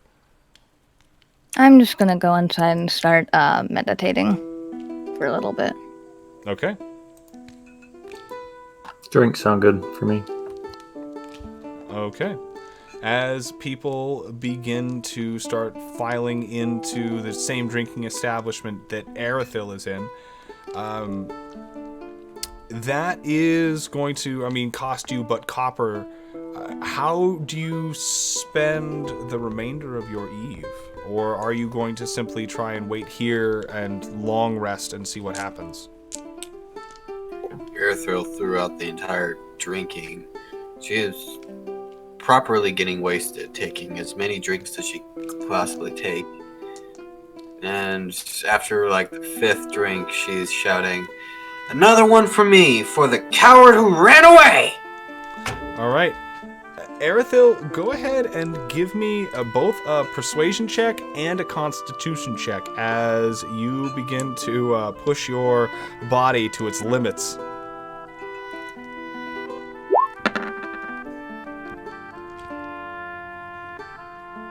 All right, the persuasion is not that high, but the constitution is going to reflect that you're probably not as drunk as you think you are. And one of the servers is going to come over and take another few copper from you, setting down another what is fairly brackish and kind of acrid ale, and say, "Yeah, well, you know, we all run away from things eventually. How did you end up half a season's journey away from the rest of the civilized world else? Probably running away, I imagine." She looks at him and just says, "We came here to kill those mist trolls. And I had a chance to save my friend. And I chose my own life instead. And ran. We fought a drake not too long ago. I was standing side by side by a friend. And you know what I did too? I ran. I was by his side. I could have fought by his side. But I ran. I call myself an adventurer." Don't be too hard on yourself. Those trolls are nothing like the normal. Whatever it is that draws them in from the Fey realms, they're damn near impossible to kill. They're not the strongest creatures you've ever seen, but I've seen one of them get skewered through plain by 10 of the gods' spears and get up half an hour later and walk it off like they just stepped into a thorn bush. If we could figure out exactly what it is that it takes to kill the damn things, they might not be such a nuisance, but fire, acid, none of it seems to be doing the trick. There's more and more by the day. It's like they're breeding by just sowing seeds like corn in the ground. They'd come up like stalks and shoots. Would Araman hear that conversation going on? Go ahead and give me a... Well, sorry, Armin, your passive perception's 11 or 12? 12. 12, that is enough. Okay, so recalling the fight with the Mist Drake, Armin chimes in and says that when we fought the Mist Drake, the mists seemed to part upon the Drake being affected with radiant divine magic. And for a brief moment, it seemed that the mists just didn't affect it the way that it normally does. I'm wondering if the trolls would be affected the same way. The server looks at you and sort of shrugs and says, "Well, that's a great theory and everything, but you'd have to find somebody that has the access to the divine power of the goddesses. Do you know someone who speaks their will?" Armin, I have divine power. He's going to look at you suspiciously for a moment, as he then calls back to the barkeep, who is busy taking orders, and he says, Hey, is the miller's kid still, is his arm still broken?" She responds with a firm nod, kind of sad nod, and he says, "You work the will of the goddesses, then you heal that kid's arm, and maybe I might know somebody you could talk to about this." Okay, I'll look into it. Can I get the name of the family that this child belongs to, and where I can find them in town? Well, they're millers, so you'll find them by the At lake. mill. But you're looking for a family, their last name... One moment, pulling this up. Yeah. Their last name is Saberg. And the kid's name is... I think, well, everyone calls him Breck, but I think it was originally Bresserin? Breckerin? Breccarin. Breck... one of the ones. You'll find them. There's 3 or 4 little bastards. Sorry, that was funny. Okay. I'll look into it. Good. I mean, not to be telling you your business if you're who you say you are, but we've had a few people come through this place not too long ago telling us that they were going to fix our problems just to run off with our money. Earthel just raises her head and says, "Just let me."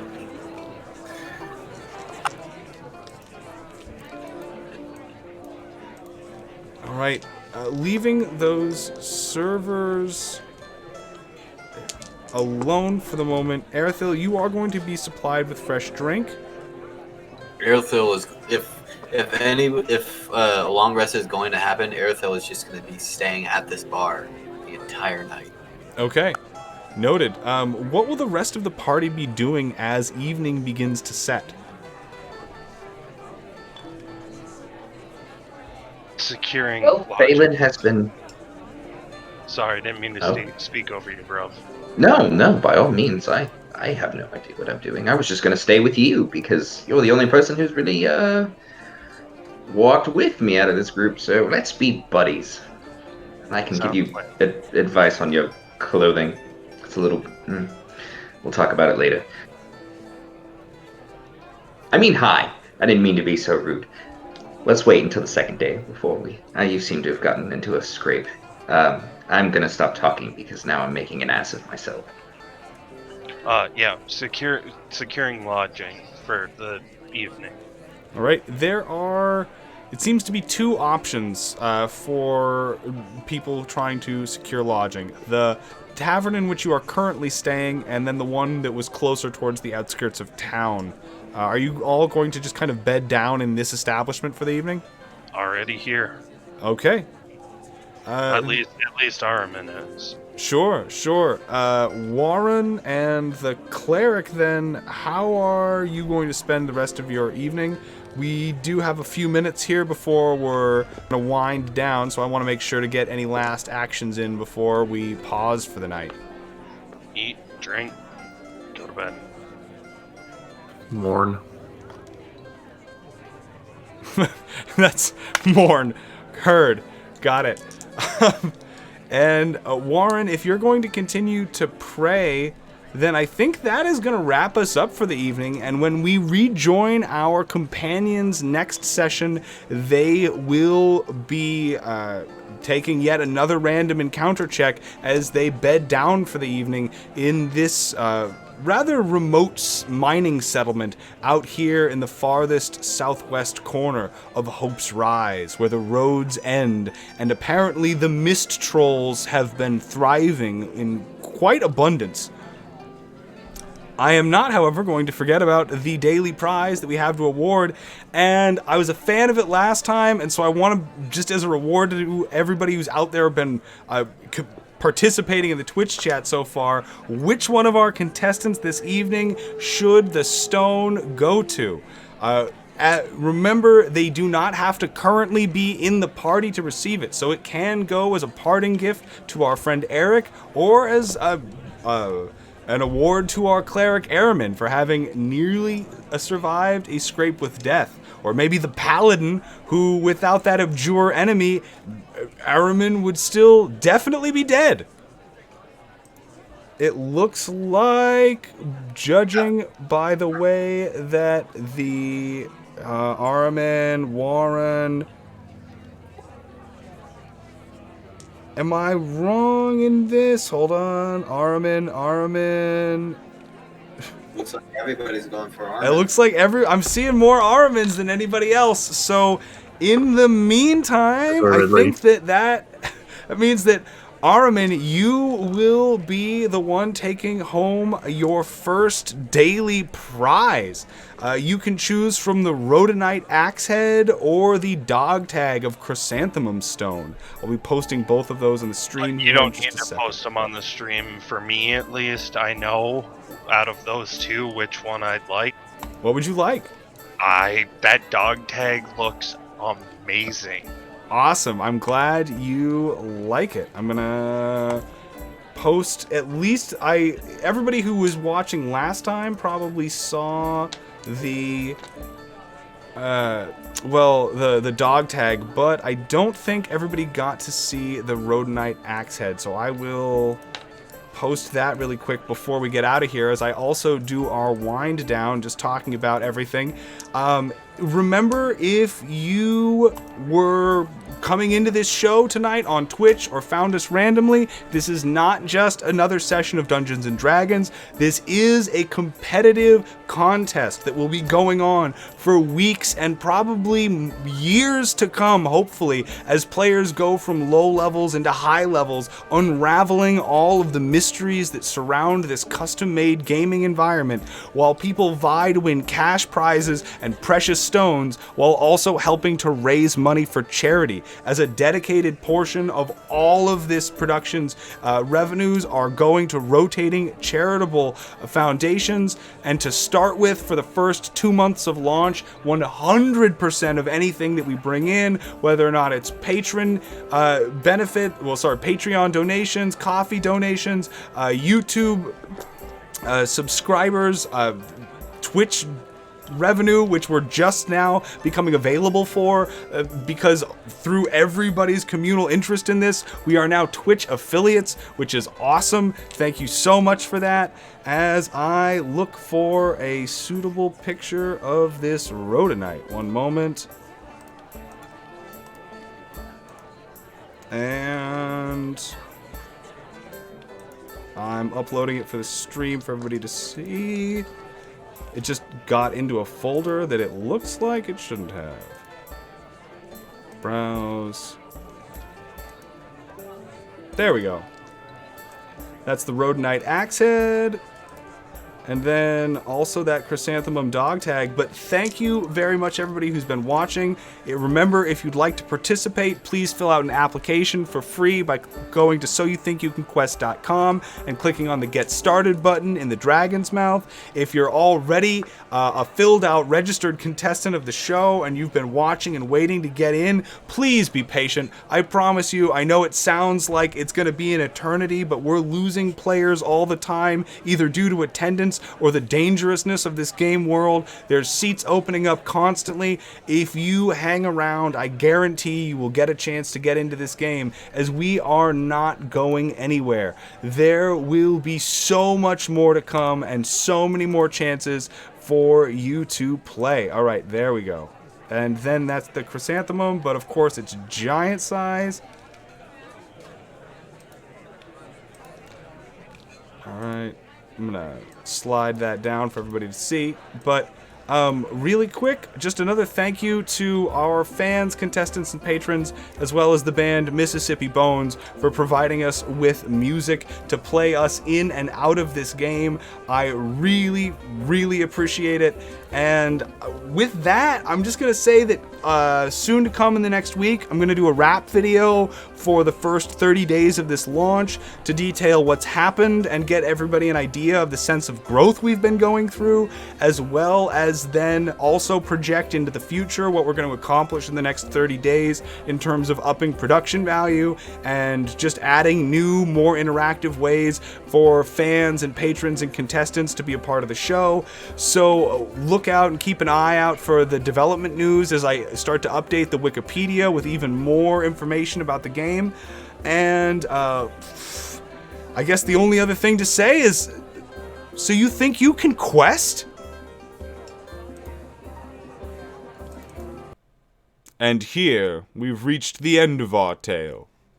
For now, join us next time on So You Think You Can Quest. I'm holding 20s.